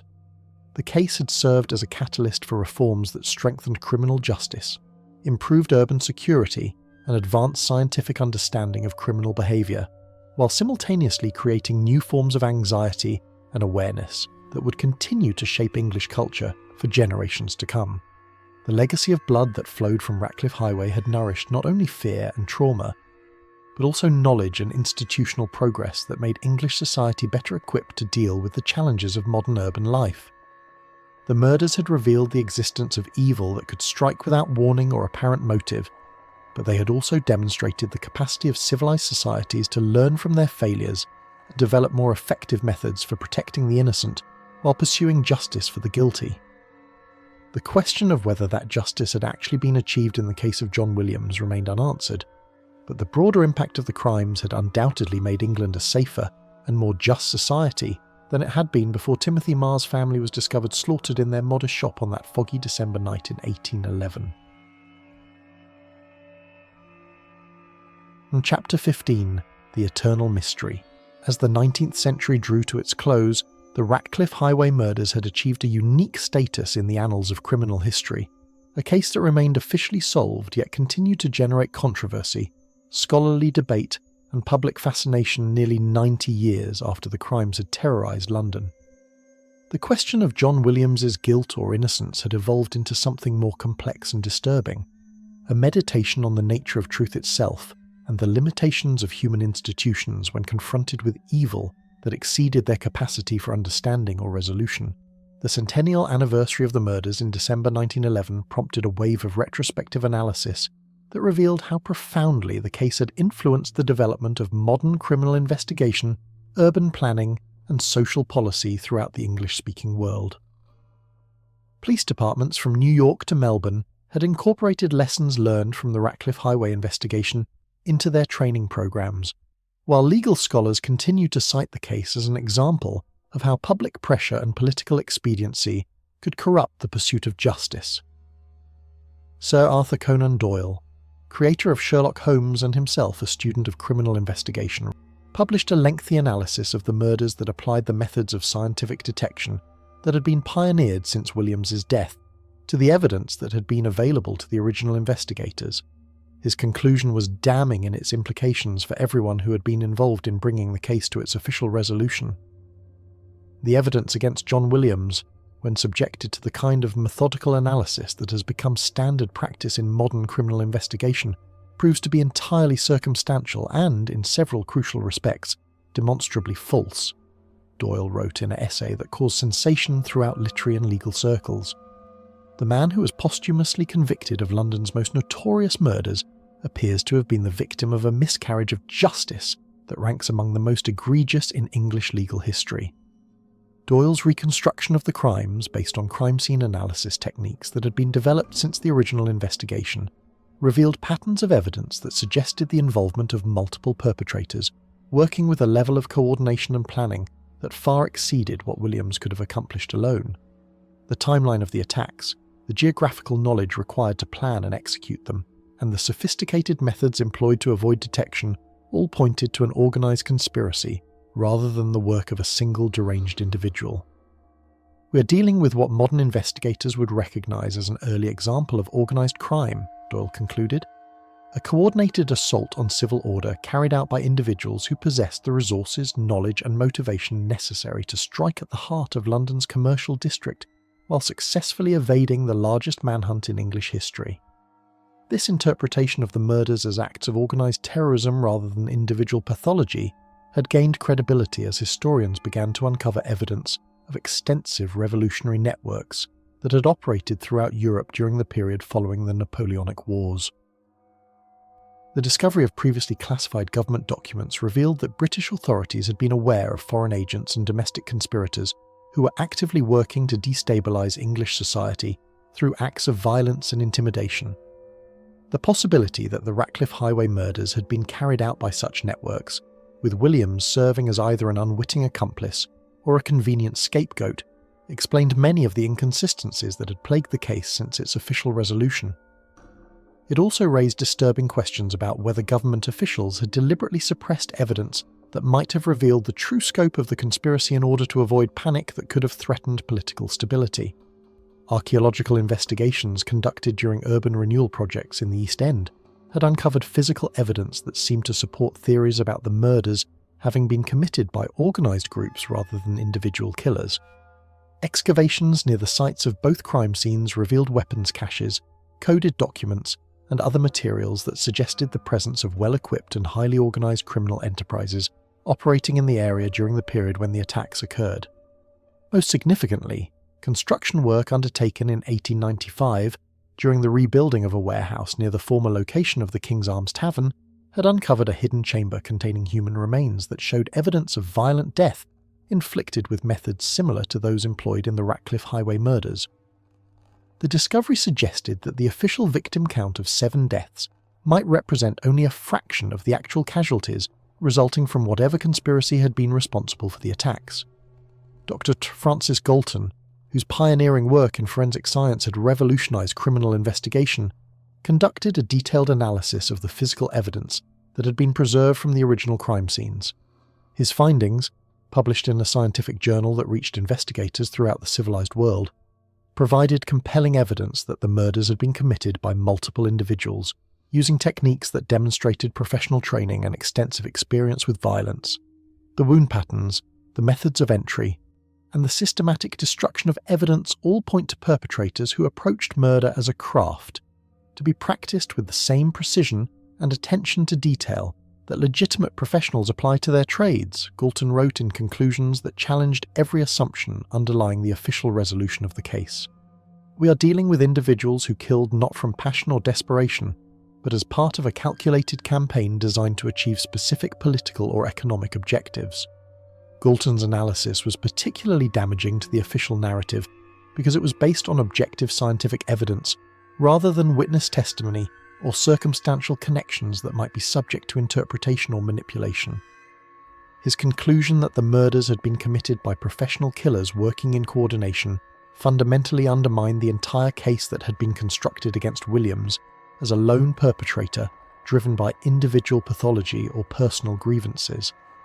The question of Williams's actual role in the crimes, if any, remained as mysterious in 1911 as it had been a century earlier. Some scholars argued that he had been an innocent victim of circumstances who had been selected as a scapegoat because his background and associations made him a convenient target for authorities desperate to resolve a case that was destroying public confidence in their competence. Others suggested that he might have been a minor participant in a larger conspiracy who had been eliminated by his accomplices when he became a liability to their continued freedom. But perhaps the most disturbing possibility was that Williams had been deliberately recruited and manipulated by the real perpetrators as part of a sophisticated plan to deflect suspicion away from themselves. His maritime background, violent reputation, and social isolation would have made him an ideal candidate for such manipulation, while his death in custody had conveniently eliminated the only person who might have been able to provide testimony about the true nature of the conspiracy. The psychological impact of the unresolved questions surrounding the case continued to influence English culture and society well into the 20th century. The knowledge that one of the nation's most notorious crimes might have resulted in the persecution of an innocent man while allowing the real killers to escape justice created a form of collective anxiety that affected attitudes toward law enforcement, criminal justice, and the reliability of official explanations for traumatic events. Writers, artists, and social commentators continued to draw inspiration from the case as an example of how quickly civilized society could be transformed into a landscape of terror and uncertainty. The fog-shrouded streets of the East End, where the murders had occurred, became symbolic of the hidden dangers that lurked beneath the surface of urban life, while the figure of John Williams evolved into an archetype representing the innocent individual destroyed by forces beyond their understanding or control. The emergence of new investigative techniques and scientific methods for analysing criminal evidence raised hopes that modern technology might finally provide definitive answers to questions that had haunted the case for over a century. But each new analysis seemed to generate additional mysteries rather than resolving existing ones, as if the truth about the Ratcliffe Highway murders existed in some realm beyond the reach of human investigation. As the world entered the 20th century with its promise of scientific progress and social advancement, the Ratcliffe Highway murders remained what they had always been, a reminder that some truths were too dark for human understanding and some mysteries too complex for earthly resolution.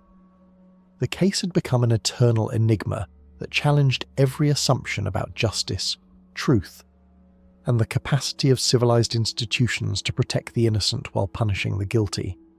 The blood that had flowed on Ratcliffe Highway in those terrible December nights of 1811 had long since been washed away by rain and time, but the questions it had raised about the nature of evil and the limitations of human justice continued to flow through the consciousness of a civilization that had been forever changed by its encounter with darkness that exceeded every boundary of rational understanding.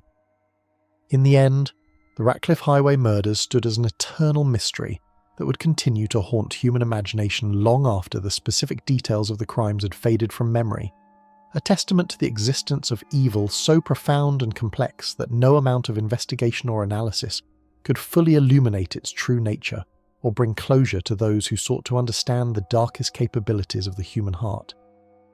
The case remained forever open, its secrets buried in the fog of time and the shadows of history, waiting for revelations that might never come and justice that might never be achieved.